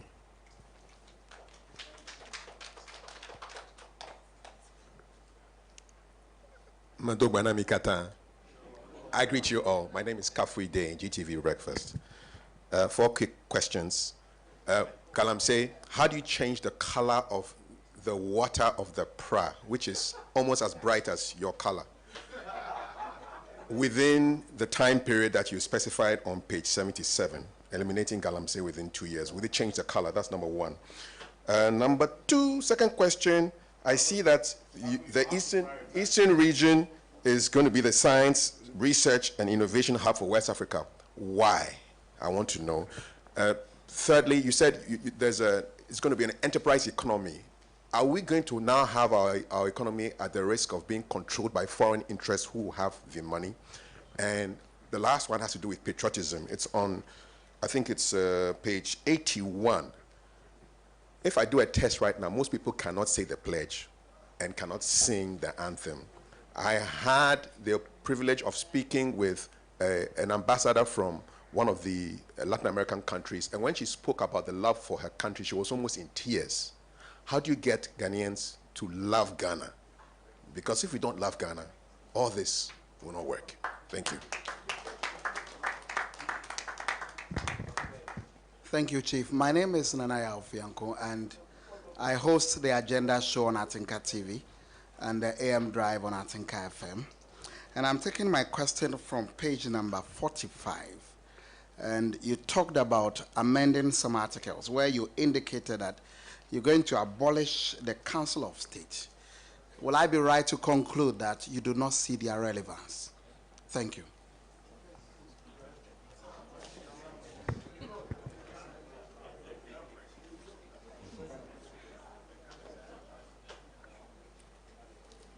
Good evening. My name is Salom Adunu from City FM and Channel 1 Television.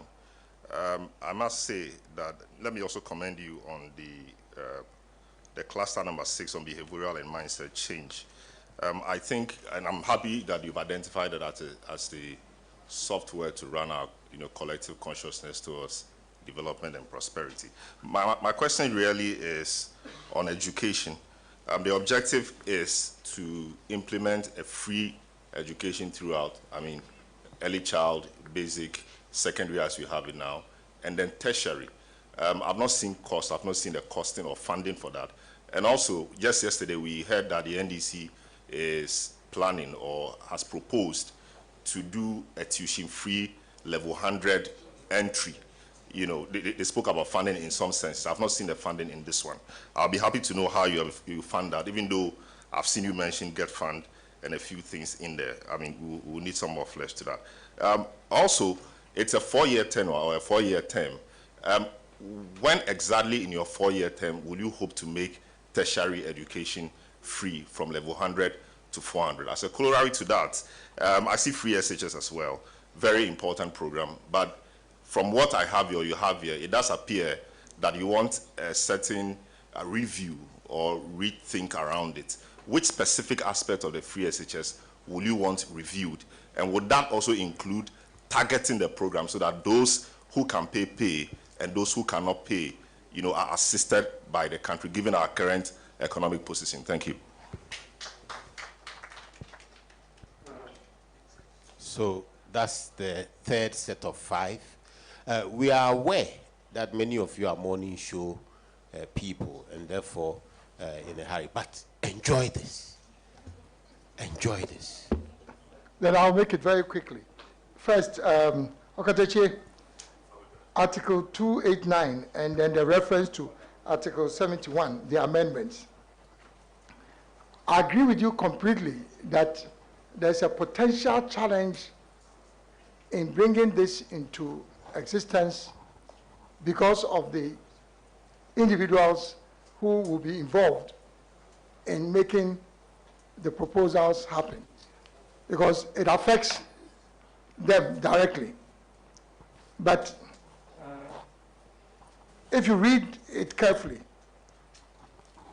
the challenge here, as we have, is ring fencing a certain number of officials and putting them under one category, whilst others are in different categories. That is really the challenge. My sense of the cry of Ghanaians about Article 71 holders is the fact that why are we ring fencing them from the others? That is my understanding.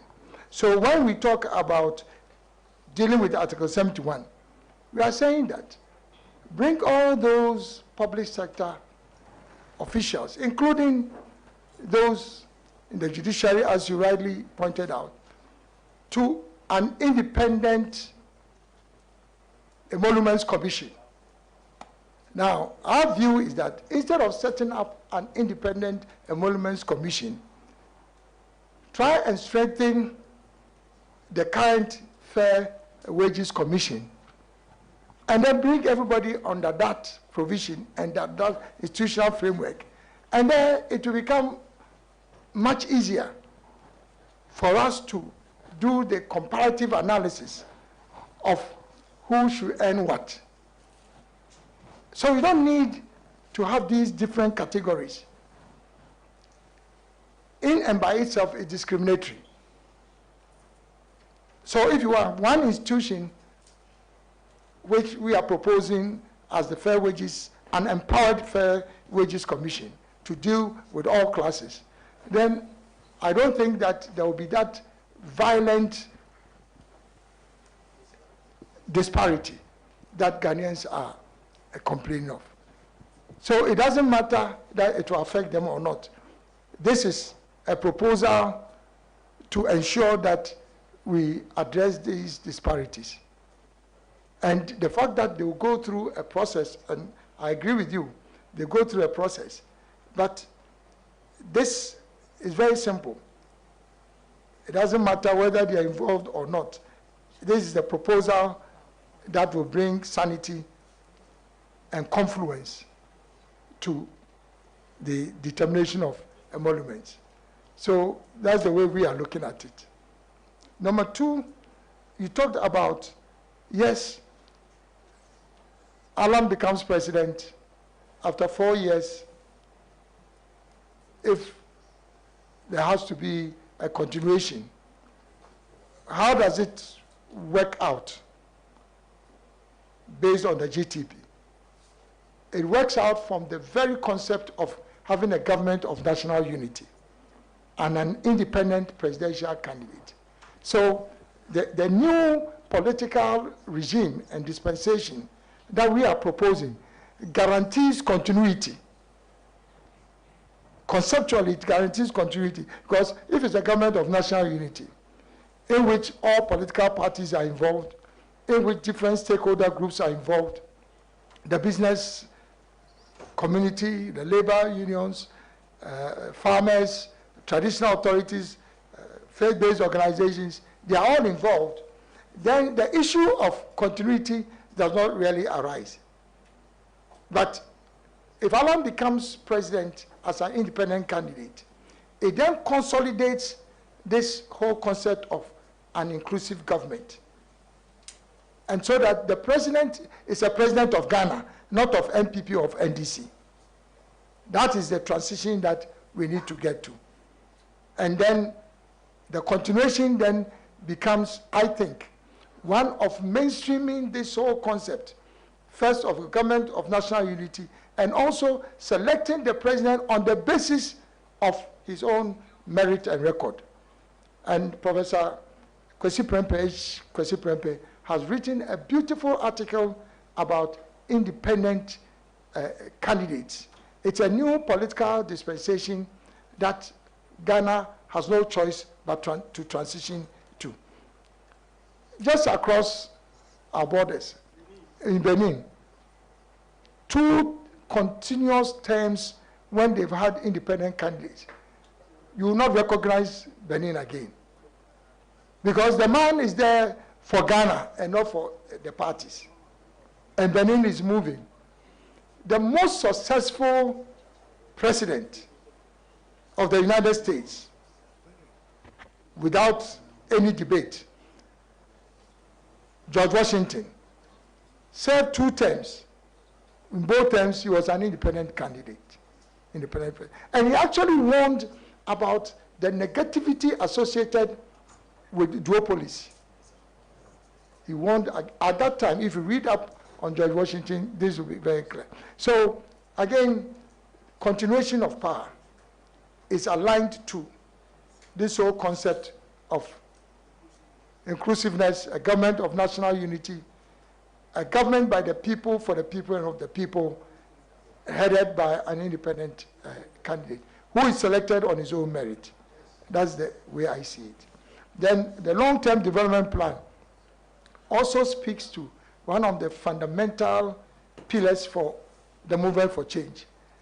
Because what the movement for change is saying is that we have to move beyond party manifestos and develop a national plan. So this GTP is the foundation for a national development plan. This is a policy framework, and that's how a national development plan ought to start from. First, the policy framework, and then it goes into the next phase, which is implementation modalities for the policies. And then the third phase is the programming and the projects with the budgets. Then you have the complete national development plan. There's a lot of grammar, as the Nigerians would say, in our current national development plan. I mean, frankly, if you read what the GTP is recommending and read the national development plan, you see the difference. You know, this is solution-oriented. But if you read our national development plan, it's mixed up with analysis, with problems associated with sectors. By the time you get to what you really are recommending, you are already lost. So in organization and management, the technical definition of a policy is that it is a guide to action. That's what a policy is. So once you get and that's why this is a framework. This is a policy framework. And then you elevate it to the modalities and to the budget. So you are preaching to a converted, except that the current understanding of what a national development plan should look like is different from what we are proposing. But we are aligned on one thing, that if Ghanaians will accept this GTP, it will go a very long way. And successive governments will basically continue with whatever previous governments would have left off. Kasben, the transition to electric vehicles. Again, I have to be careful about the statements I make. I want to confirm to you that this whole energy transition debate and discourse in the world has relevance to some economies, but not to a developing country. In many of our countries, do you know the contribution of developing countries in Africa in particular to the whole carbon debate? I think Africa contributes less than, what? Is it less than, oh, definitely not even 5%, 3% or so, you know. So all the noise that people are making has nothing to do with Africa. The real culprits for carbon emissions has nothing to do with the developed economies. And so now, if we are talking about transition to, let's say, electric vehicles, and the suggestion is that we should abandon combustion engines, then we are not understanding the dynamics or the architecture of global power. This is our time. Africa. We have resources for oil and gas. We are going to exploit these resources responsibly. But that is what is going to feed into our economies. Do you know that it is the petrochemical industry, which is the adding value to oil and gas, that gives you fertilizers, that will give you bitumen, it will give you plastics. So I don't think that for a developing country, it is being suggested that we should not have an opportunity to develop some of these industries on the back of our natural resource. But this also does not mean that we don't believe in the new generation of power. Of course, Ghana, for example, we have started talking about nuclear energy and hydro energy. In fact, that is the way to go. Solar has a limitation, and this government keeps on talking about solar. Solar has a limitation in various areas. First, in terms of how we integrate that with our current transmission infrastructure, and also the capacity for solar extension. And even the cost. If you are looking for cheapest sources of energy, which is also green power, then it's hydro energy and then nuclear energy. So I think that we have agreed in this country that we need an energy mix. And because we have an energy mix, this is not the time for us to abandon investments in fossil fuels. And so the assembly of vehicles is only for a transitional period. It's not that we will not also transition. Do you know how long it will take for all these countries themselves to transition? You check. Meanwhile, Africa would make the best use of our fossil fuels to power our combustion engines, and then we will transition at the appropriate time. We'll transition at the appropriate time, not dictated by what others are doing. Now, Galamsey, the GTP makes proposals on how to deal with Galamsey. It's very clear. You cannot wish away Galamsey, because if you go to the Galamsey mining areas, many of the young people who are involved in Galamsey, they are involved in Galamsey just like when you go to a farming community, others are farming. What is Galamsey? Galamsey is illegal mining. If you legalize it, it is no longer Galamsey. But the business model that the GTP is proposing is that these young men and women, they are already on the ground. They are not going to leave those sites now or in the future. So what the GTP is proposing is that we group these young people into corporate entities, not cooperatives, into well-structured corporate entities. Government provides seed funding for them to acquire the right equipment, modern equipment, provides working capital, not for free, but concessionary loans without collateral for these young people. These young people are going to be the owners of those companies. So because we are building an enterprise economy, all of a sudden, all these Galamsey boys now become owners of youth-owned mining companies. This is capital accumulation for our young people. And government is providing the support for this to happen. And government then also recruits the right expertise, managers, to help them manage these mining companies. And last but not the least, which is the real deal, is for them to have the right mining licenses. Because once you give them lease, mining lease, you give them the EPA licenses, it's no longer Galamsey. So it's a full package to deal with them. And so when I say within 1 year or 2 years, Alan becomes president, we start corporatizing them, we bring in the equipment. How long does this take? We make things look so complicated. How long does it take? So I'm very confident that it can be done, and it will be done. Then the next one is Kafui. I think part of what he was interested in also relates to Galamsey, change the color of the yellow waters.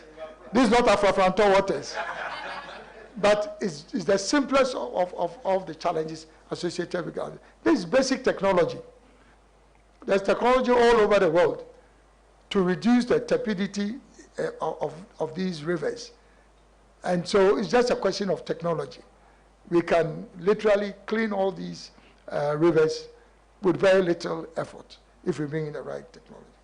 But you made a very important point about the proposal to make Eastern Region the new research and technology hub. Part of what the GTP is proposing is that each region will become a center of excellence. So Central Region becomes a tourism hub for West Africa. The Ahafo and Bono, two Bono regions, the three of them become the new tree-crop processing hub, including cashew, cocoa, and the rest. And then you have the 5 northern regions becoming the bread basket for West Africa. And then Ashanti region becomes the new industrial hub, manufacturing hub for Africa. The new industrial, Greater Kumasi industrial city, 5,000 acres is already under construction. And then research and innovation. If you go to the United States, Silicon Valley is acclaimed all over the world. It was specifically created. It's not as if there was something peculiar to them. It was a strategic development prioritization that they should develop Silicon Valley in that area. So it's the same thing with Eastern Region. And that's the reason why that is so. Greater Accra is the new International Financial Services Center. We are going to create a tax haven and a new financial center in Accra, and you don't need to go to London, which is one of the financial capitals. You don't need to go to Zurich. You don't need to go to Hong Kong. You don't need to go to Singapore. The amount of money in Africa now will be consolidated in Ghana in this new financial service center. And that's when you have the big banks all coming to establish their corporate headquarters once Ghana becomes the international financial. This is something that has been discussed, but under an Alan presidency is going to happen. Volta region is going to be the skills hub. You see, if you audit the GTP, the 10 new strategic industries that we are proposing that will diversify the economy beyond cocoa, bauxite and aluminium, iron and steel, the component assembly, vehicle assembly, vegetable oils and fats, the manufacturing of machinery and equipment. You can't industrialize and import all the machines that you need. So under the GTP, we'll start manufacturing our own machinery and equipment. Germany, Austria, Turkey, Korea, that's what happens. So you need the skills base for the projects under the GTP to occur. And so that will be the center of excellence for skills development. It doesn't mean that you cannot have skills developed anywhere else. But when we talk about center of excellence, it means that the prioritization for Volta region is that one. So that's what we mean by. And then I think Kafui was also looking at whether an enterprise economy will not put the economy in the hands of foreigners. If, again, you read carefully the provisions in this, the most dominant theme is building indigenous private capital. Indigenous private capital. That is really the focus of this. And that's why there's so much emphasis on, there is no young person in Ghana under an Alan presidency who would say, I don't have a job. It's not going to happen. Because all the kinds of entry points for a young person to either get into self-employment or to have a formal job, it's all there. I've done this all over Africa. In the 90s, I think Yawabe was talking about South Africa.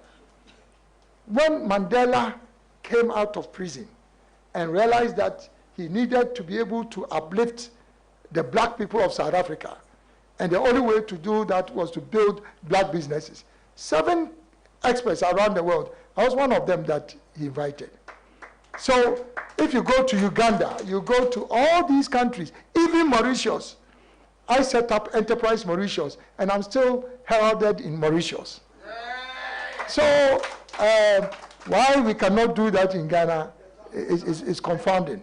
And that's why I think that we shouldn't be worried about the domination of. However, I must also add that you cannot optimize the accumulation of wealth without bringing in foreign capital, particularly if you don't want to borrow, because that's where the problem is.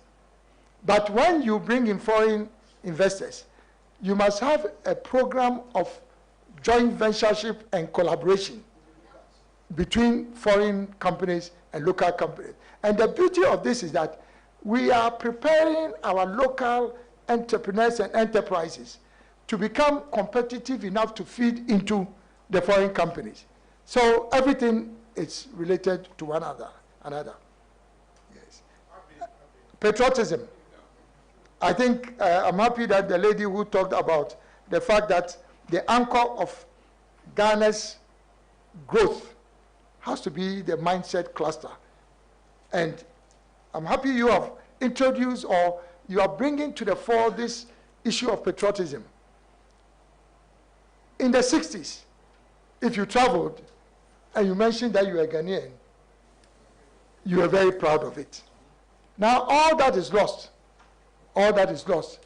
And so the GTP is emphasizing the need for us to promote patriotism. But like you said, it's not a standalone thing. We have to infuse that in our educational curriculum. And I think there was a lady who also talked about critical thinking. Because, as I said, this is a policy framework. You may not have all the details, but I agree with you 100%. The new curriculum that we are looking at is curriculum that would ensure that the behavioral and mindset change will start with our educational curriculum. That's where it will start from. And also from our homes. Our homes and our schools. That's where the new behavioral mindset will come from. Kafui, is that okay? I think that's what, yeah. Then Atinka, Council of State, you wanted to know whether by implication, I'm saying that the Council of State, what word did you use? Irrelevant.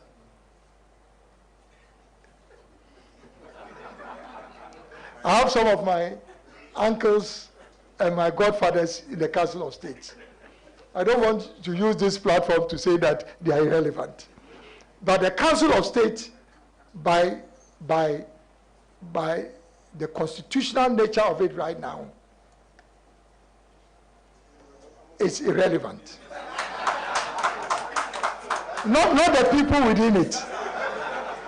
Not the people within it. I'm saying by the constitutional nature of the Council of State right now, it is relevant. And so we have to transition that. All the good people who are currently in the Council of State, they should all now be rechanneled, to this new second chamber, which is going to be the real oversight over executive action. You can't have a president that has no limits. You're only building a thing God, and without any control. So Parliament, yes, has an oversight, but the oversight of Parliament as it is defined in the Constitution now is not optimal. And that's why you need a second chamber is also an additional oversight over executive action, so that we can limit the powers of the executive. That is where you have the real checks and balances. Once we get to that stage, Ghana will grow so rapidly, and Ghana will rise again. Then, City FM, you were interested in the proposals on free SHS, and then other elements of our educational structure.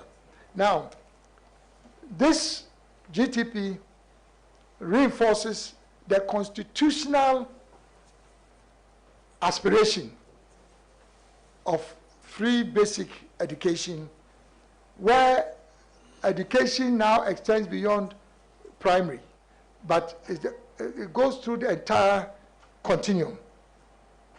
It's the aspiration. The implementation of it, however, has to be defined in more detail.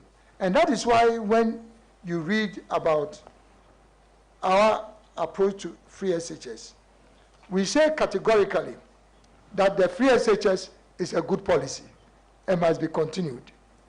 But we need to be able to have an understanding, a comprehensive understanding of the implications of the free SHS.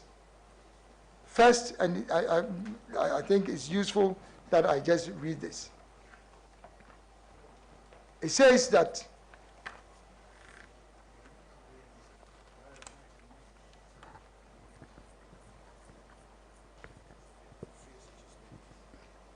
I wanted to read the exact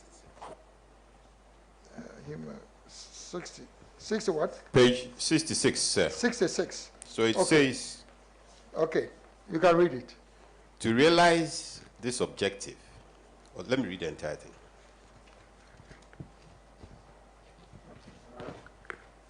Page 67, in respect of SHS, conduct a comprehensive review of the free SHS program with a view to improving its operationalization, particularly that is the key. Repeat that. With a view to improving its operationalization, particularly in respect of 1, financial sustainability. Number 1. 2, infrastructural requirements. Number 2. 3, curriculum development. 3. 4, capacity building for teachers and non-teaching staff. 4. 5, transitioning free SHS graduates to tertiary education and the world of work. Good. So now you appreciate our views on free SHS. It will continue, but we will undertake a review along these lines. And after free SHS, every SHS graduate will now go into a 1-year compulsory internship or apprenticeship program. That is where the mindset is going to start changing after free SHS. You cannot just walk into university with this kind of mindset. The free SHS, let's be honest, it's a good policy, but if you come out to act of free SHS now, you walk straight into the university and you work straight into the world of work. You are not fully baked. But after free SHS, there's a compulsory certificated program of internship. We are talking about how people in other economies seem to be so smart. Because by the time they get into university, they already are business people. And they understand the work of, the culture of working, even at that young age. So after your 1 year compulsory internship, you get into university. So there are 2 streams now. After 1 year of internship and apprenticeship, you may find that your real value and your destiny does not lie in continuing with university education, and that you may start branching. If you decide to branch, then you are getting into self-employment, and the BRCs are available for you to hold your hand, and you start becoming an entrepreneur right from the beginning. Now, with all the support that is guaranteed under the GDP, if you decide to continue through formal education, you go through the university. After university, you have 2 channels. One channel is you go into the military or the security services. You don't need protocol to get into security services. It is automatic. You have 2 channels after SHS. So if you have gone through the internship and you branch off into business, that is fine. If you continue, your mind is already opened up. But after university, you can either choose to go through the security services, or you start a new path in life, which is start your own business. And the program for start your own business has already been referred to in the.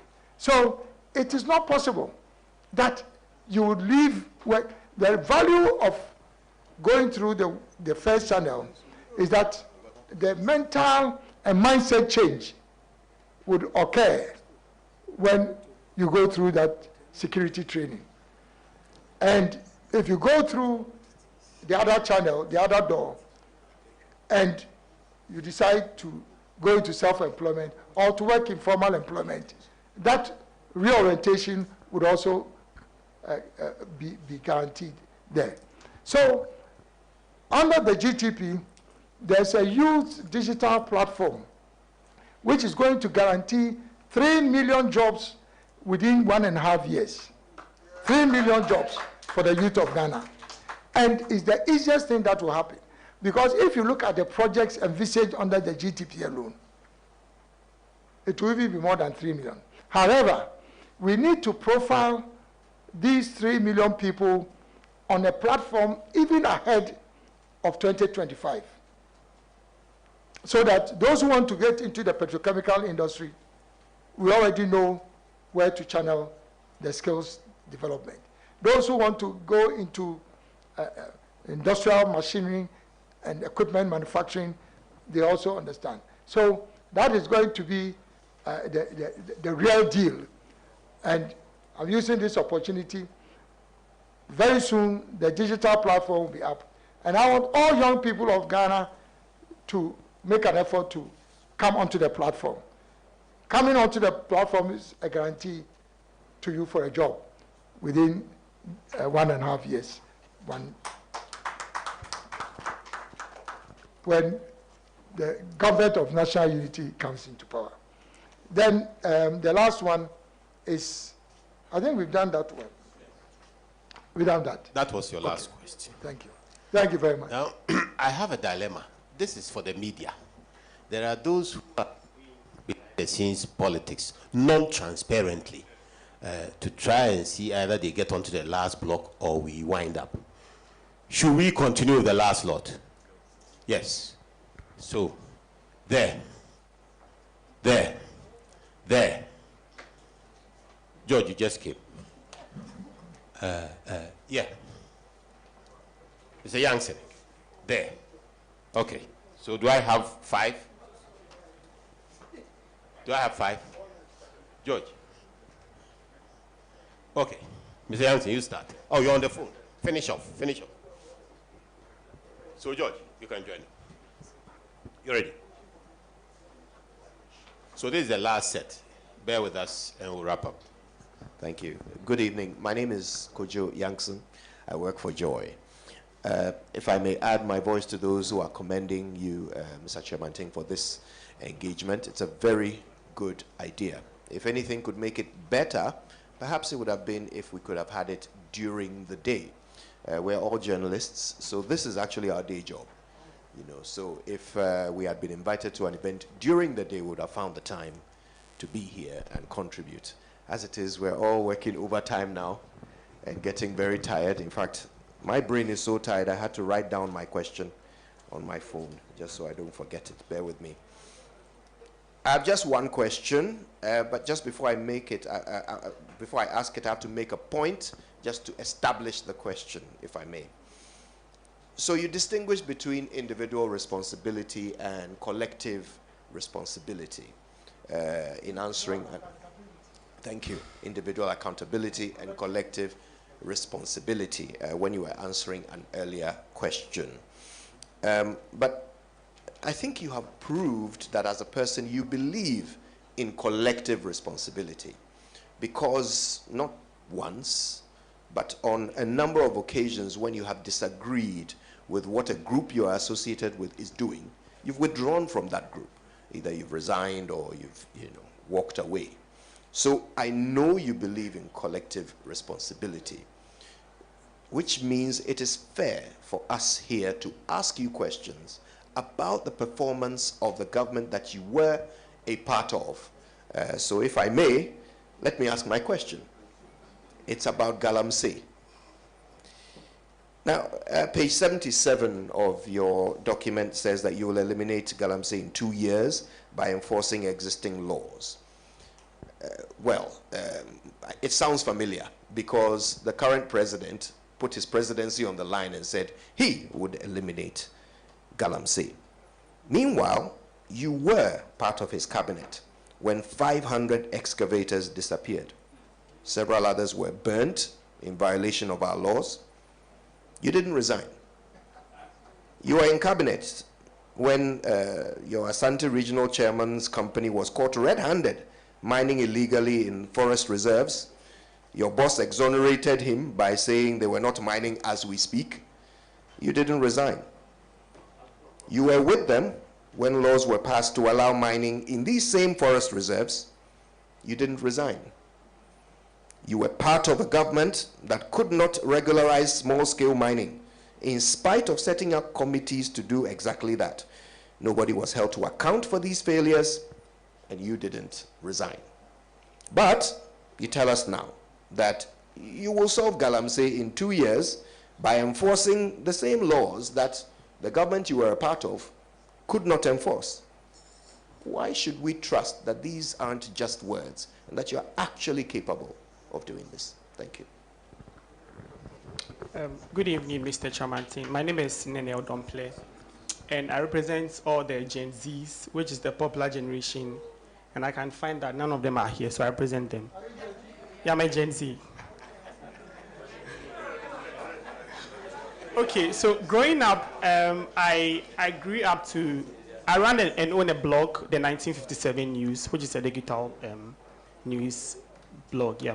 So growing up, I grew up to President Atta Mills as a president, and we're told he's a calm Asundwehene. So during his time, when people do bad things, he calls them to order by speaking to them calmly. President Mahama came into power, and we had a popular term, babies with sharp teeth, which means that the young people in his government were holding him to ransom. They were doing things he couldn't call them to order. Now we're told there was another man who was coming, who was a very radical person, who could call his people to order and make them do the right thing, which is His Excellency the President. You are also described as one fine man who is very calm. I'm saying this because in President Akufo-Addo's time, we see how the state is supposedly being captured by people, and they are taking our lands, they are sharing things among themselves. As a fine gentleman, as a man who is very calm, how are you going to hold your appointees to order, even when the man who is described as a very radical person is not able to do that?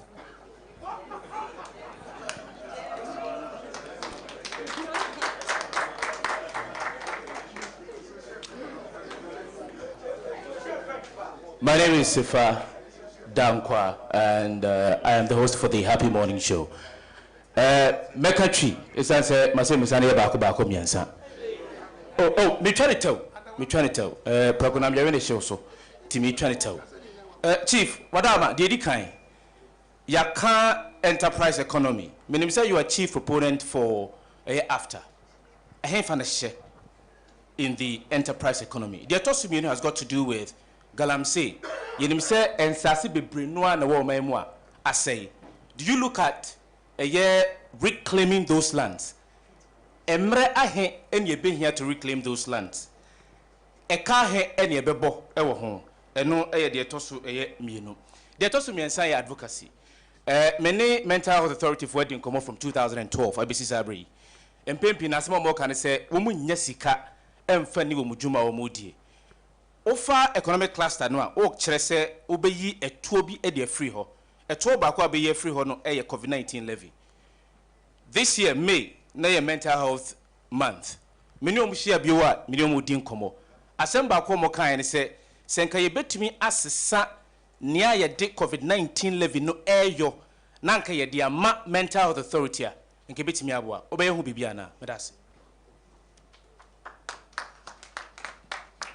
Good evening. My name is Dennis Osejemfi, TV Africa Morning Show. I will refer you to page 49 of the GTP, Constitutional Reforms.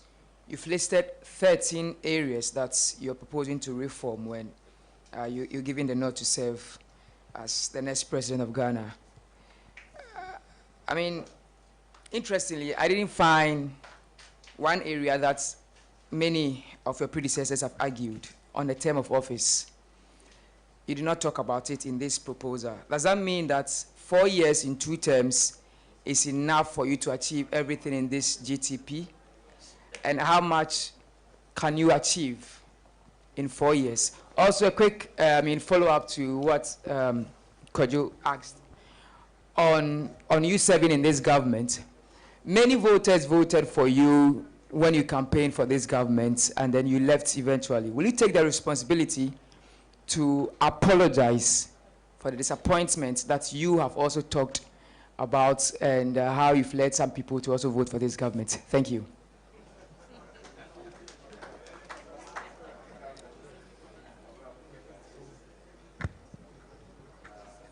Thank you very much. Hon.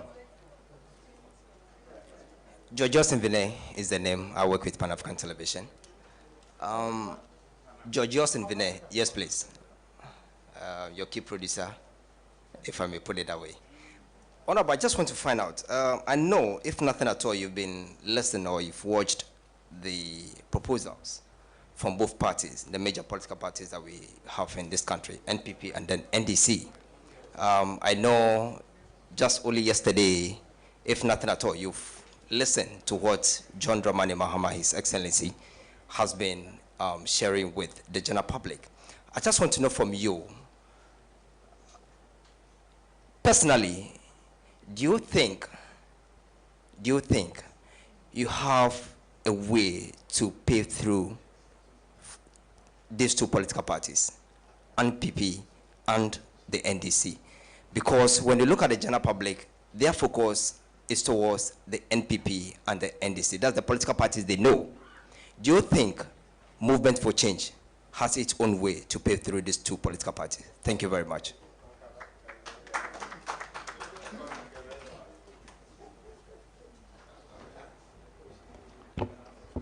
Excellent questions, set of questions throughout.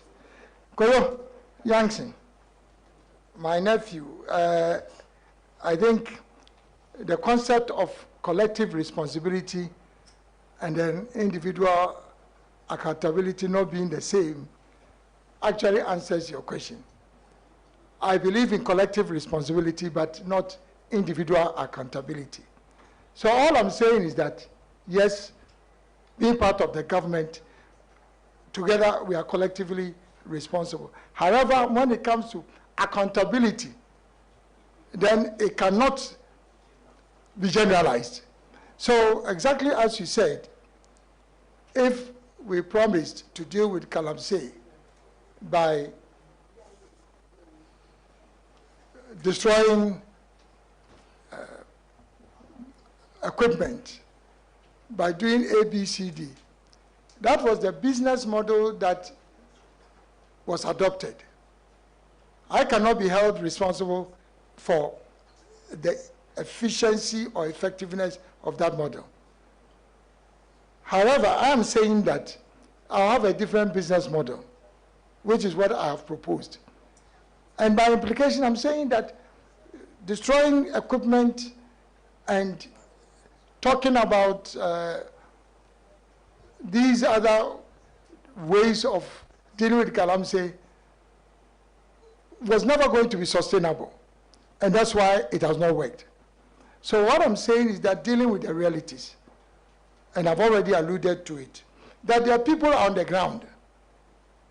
And in this particular case, although, as you rightly pointed out, promises were made that they would be given licenses and things, in this particular case, the business model based on the enterprise economy framework is that build their capacity by making sure that you give them the right equipment, you give them the right skills, you give them the working capital, and then on the back of that, you give them the license. So it's not, my model is different from just giving them the license.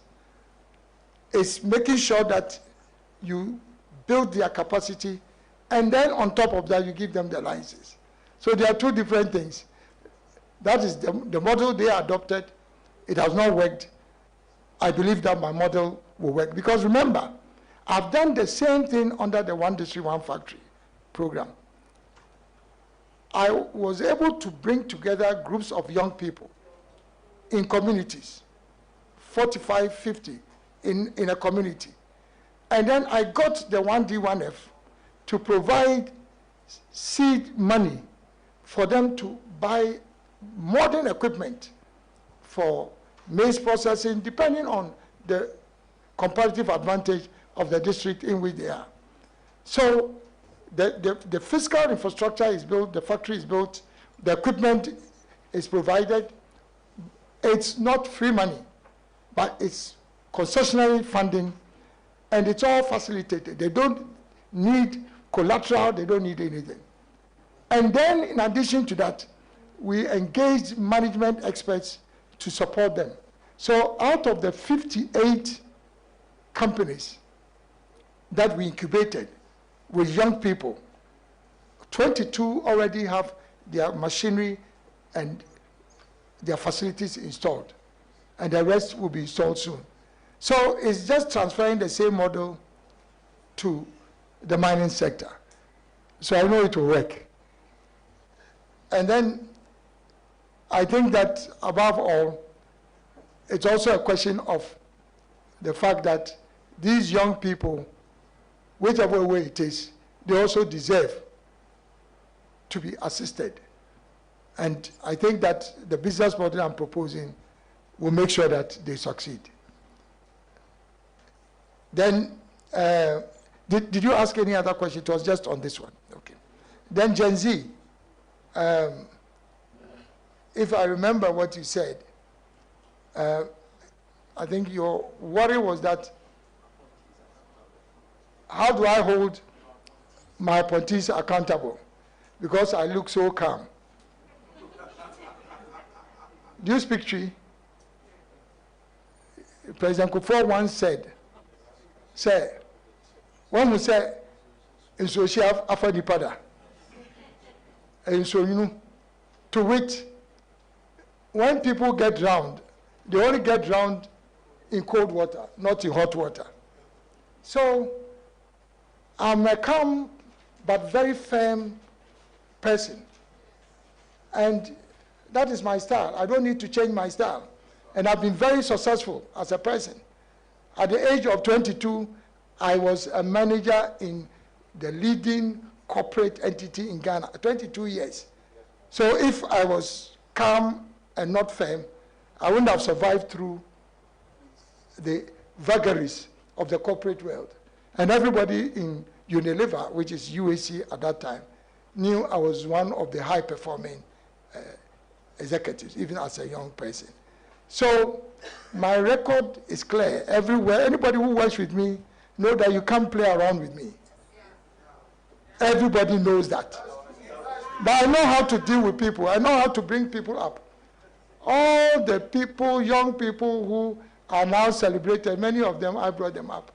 It just comes to memory, unfortunately, John Kuma. I gave John Kuma the first job. I gave John Kuma the first job. He was my political assistant. And some of the people who are making noise in MPP now, I don't want to mention names. I brought them up. And if you will be grateful, they should be celebrating me now. Yes, so I'm calm, but behind that facade, I'm more streetwise than you can think. Yes. But the point is that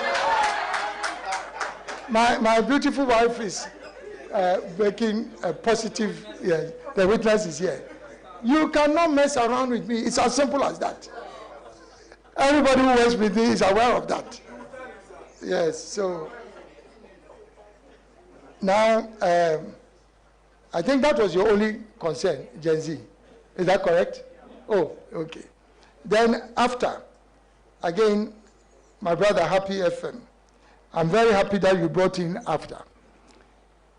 You know, I started talking about building an enterprise economy and changing the structure of the Ghanaian economy when I was at the School of Economics in the early 70s at Legon.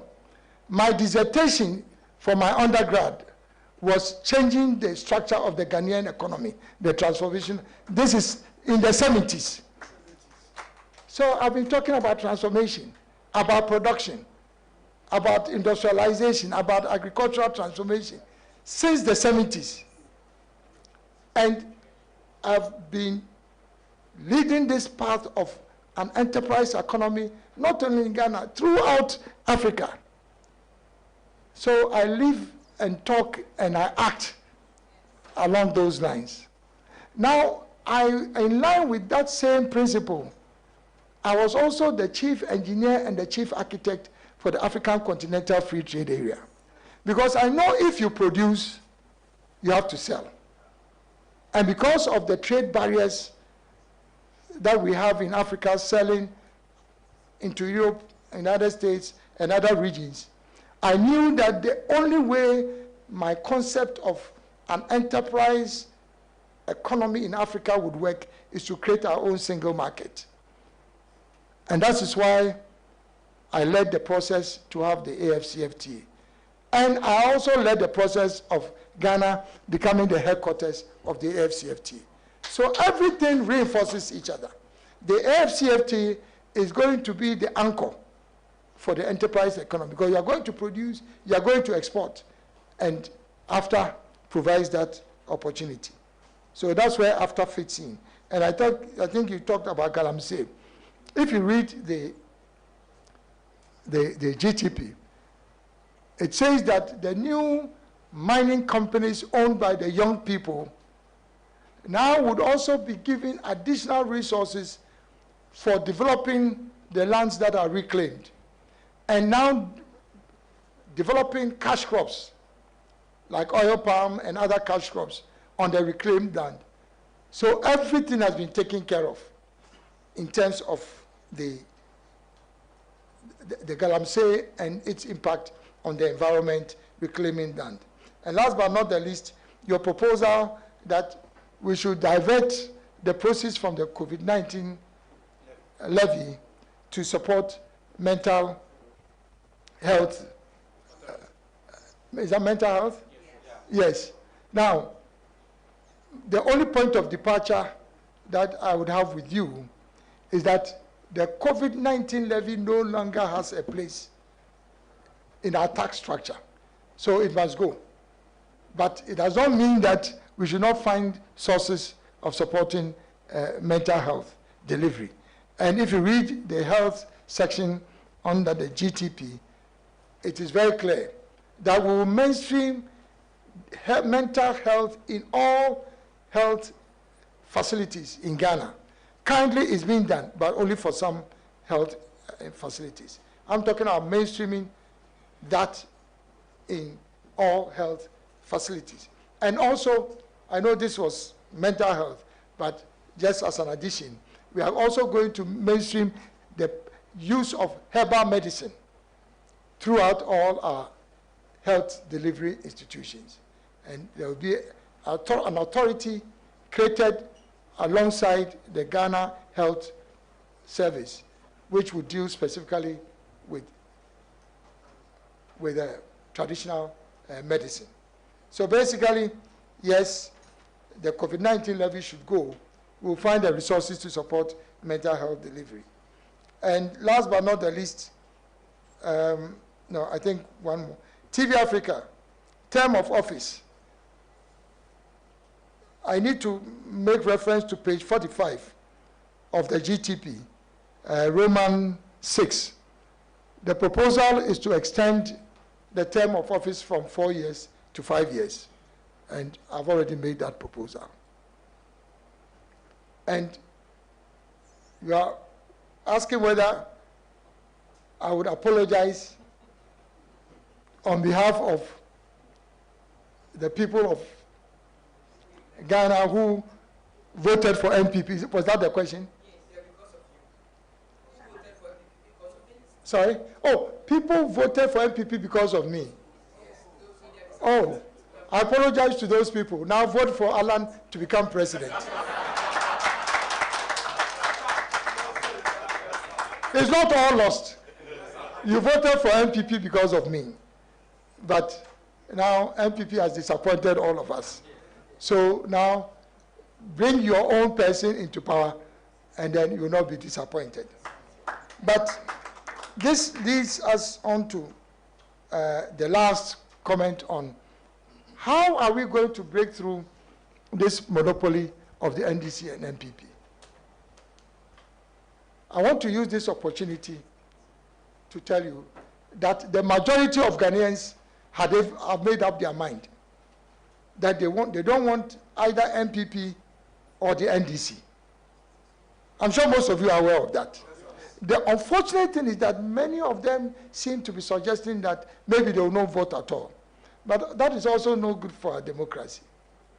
So what they are hoping is that Alan will say firmly that he's going to contest. That's all they are waiting for, because they've made it clear that they want a change. They are looking for an alternative. And they are hoping that Alan will make it clear. I'm making it clear today that Alan is going to contest to become the next president of the Republic of Ghana. And all the propaganda going round by some people within the MPP and those without, saying that Alan is going to go back to the MPP has no basis and no foundation. What is the basis of that? I'm contesting as an independent candidate who is going to bring the first government of national unity into being. So what is this talk about? Oh, they are trying to convince him to go to MPP. So let me clarify that once and for all. Alan is going to contest as a presidential candidate on his own merit. And I want this to be clarified. But to seal this matter, I've come from within MPP as a founding partner. I can tell you that MPP does not have more than 1 million committed registered voters. 1 million, they don't have it. All this talk about they have 47, 45, NDC has 45, they don't have any 45. They don't have it. The only reason why in the long run, when it comes to general election, they have either 6 million, 6.5, 6 million, is because the people of Ghana have no alternative. So when it comes to election, then they have to choose between one of them. That is how the numbers come up. But I can tell you that they don't have more than 1 million registered committed voters. All of them are waiting for the right alternative. And to validate what I'm saying, 2020, there are 17 million registered voters. 10 million of the 17 were aged between 18 and 35. Hello? 10 million out of the 17 million people who were registered voters in 2020 are aged between 18 to 35. These are the group of people who have lost faith in our democracy because the NDC and the MPP have not delivered any dividend to them. And these 10 million people, they are there. What would be the basis for them now to have confidence in either MPP or NDC? Does it make sense that after 32 years in power, these are 18 to 35. Some of them have finished school, 5 years, they don't have a job. And meanwhile, the NDC and NPP have not been able to convince them that they can do anything different. So the 10 million people are waiting for Alan to make a declaration that he's actually going to stand. And I'm standing because of the young people of this country. I've made it clear. It is a youth-led movement. It is a youth-led movement. I've already committed to the fact that 60% of my appointments, not ministers, all appointments will be between 22 to 45 years, or let's say 50 years. I've already made that commitment, and it's going to happen. My vice president will be a young person. And it will be clear, because me, I'm only a transition candidate. You see, the wisdom and the capacity and the grace that God has given me to serve President Kufuor and make him a celebrated president, that same wisdom and capacity and knowledge he has given me to make a difference in President Kufuor's government is the same grace that the Lord is providing to me to be able to lead Ghana. And so, for me, you watch what is going to happen. Because people are going around confusing people. Alan, he's a fine gentleman. He's the right person. But they will say that it's either NDC or MPP. It is not either MPP or NDC. It is not either MPP. Now the game is over. For the MPP and NDC. The game is over. The majority of the people know that there is nothing new that the MPP or NDC can offer. Right now, can you imagine that a new political organization, a new candidate contesting for president, has come out with a substantive, not manifesto, a plan that we are discussing. Two parties that have been in power, they are now struggling with their manifestos. And frankly, a lot of the things that I've been hearing them say, it's all a repackaging of what is in the GTP. Many of the things they are talking about, just repackaging what the GTP has said. And I say these things in all modesty, but don't let them confuse you. The majority of the people who are going to select the next president, they've made a decision that it is not NDC, it is not MPP. And so, have faith and deliver Alan. Ghana will rise again. So thank you very much. And just also to thank you so profoundly. I'm so very much impressed. It's unfortunate that none of you made reference to some of the ideas in the GTP about media, about the media. But I want to assure you, there are three pillars of media work. First is to inform, educate, and then entertain. And the media can make or make this country just by the first pillar, just information. If if you are able to disseminate and explain to the people of Ghana what the GTP offers, Ghana will rise again. Just from information, and once you inform, you are also educating. And when prosperity comes, then it's entertainment. So thank you very much. I really appreciate this. Thank you, sir. We'll take that as closing remarks. But two fundamental things have been said here, which will suffice for closing remarks. That the vice president is going to be young. Those people who told me that they are going to dye their hair and do affidavit, be careful. The affidavit people, be careful. Because we will vet you. So on that note, we are very grateful. It's been a fantastic time. I believe I speak for all of us when I say it's been very, very interesting, very useful, very interactive. Now, there's a cocktail served downstairs by the pool. Please help yourself. I have a very few copies of the GTP. So if you can prove to me that you didn't have a copy as a journalist and that your grandmother can vouch for you tonight, I'll let you have a copy.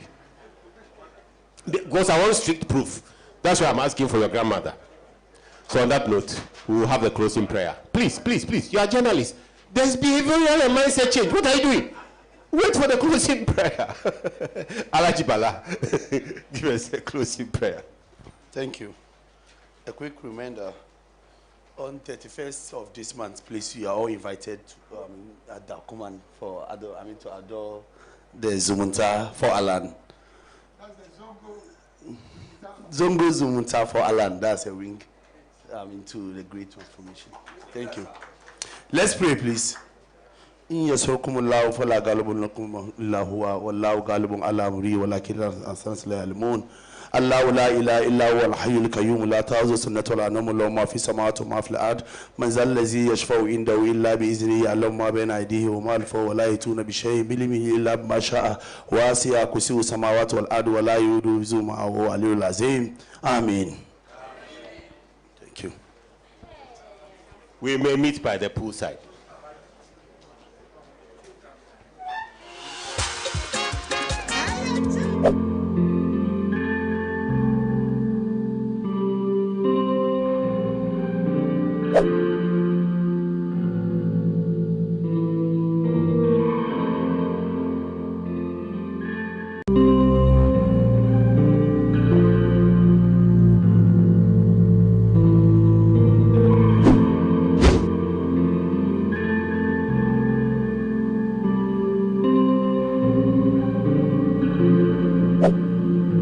You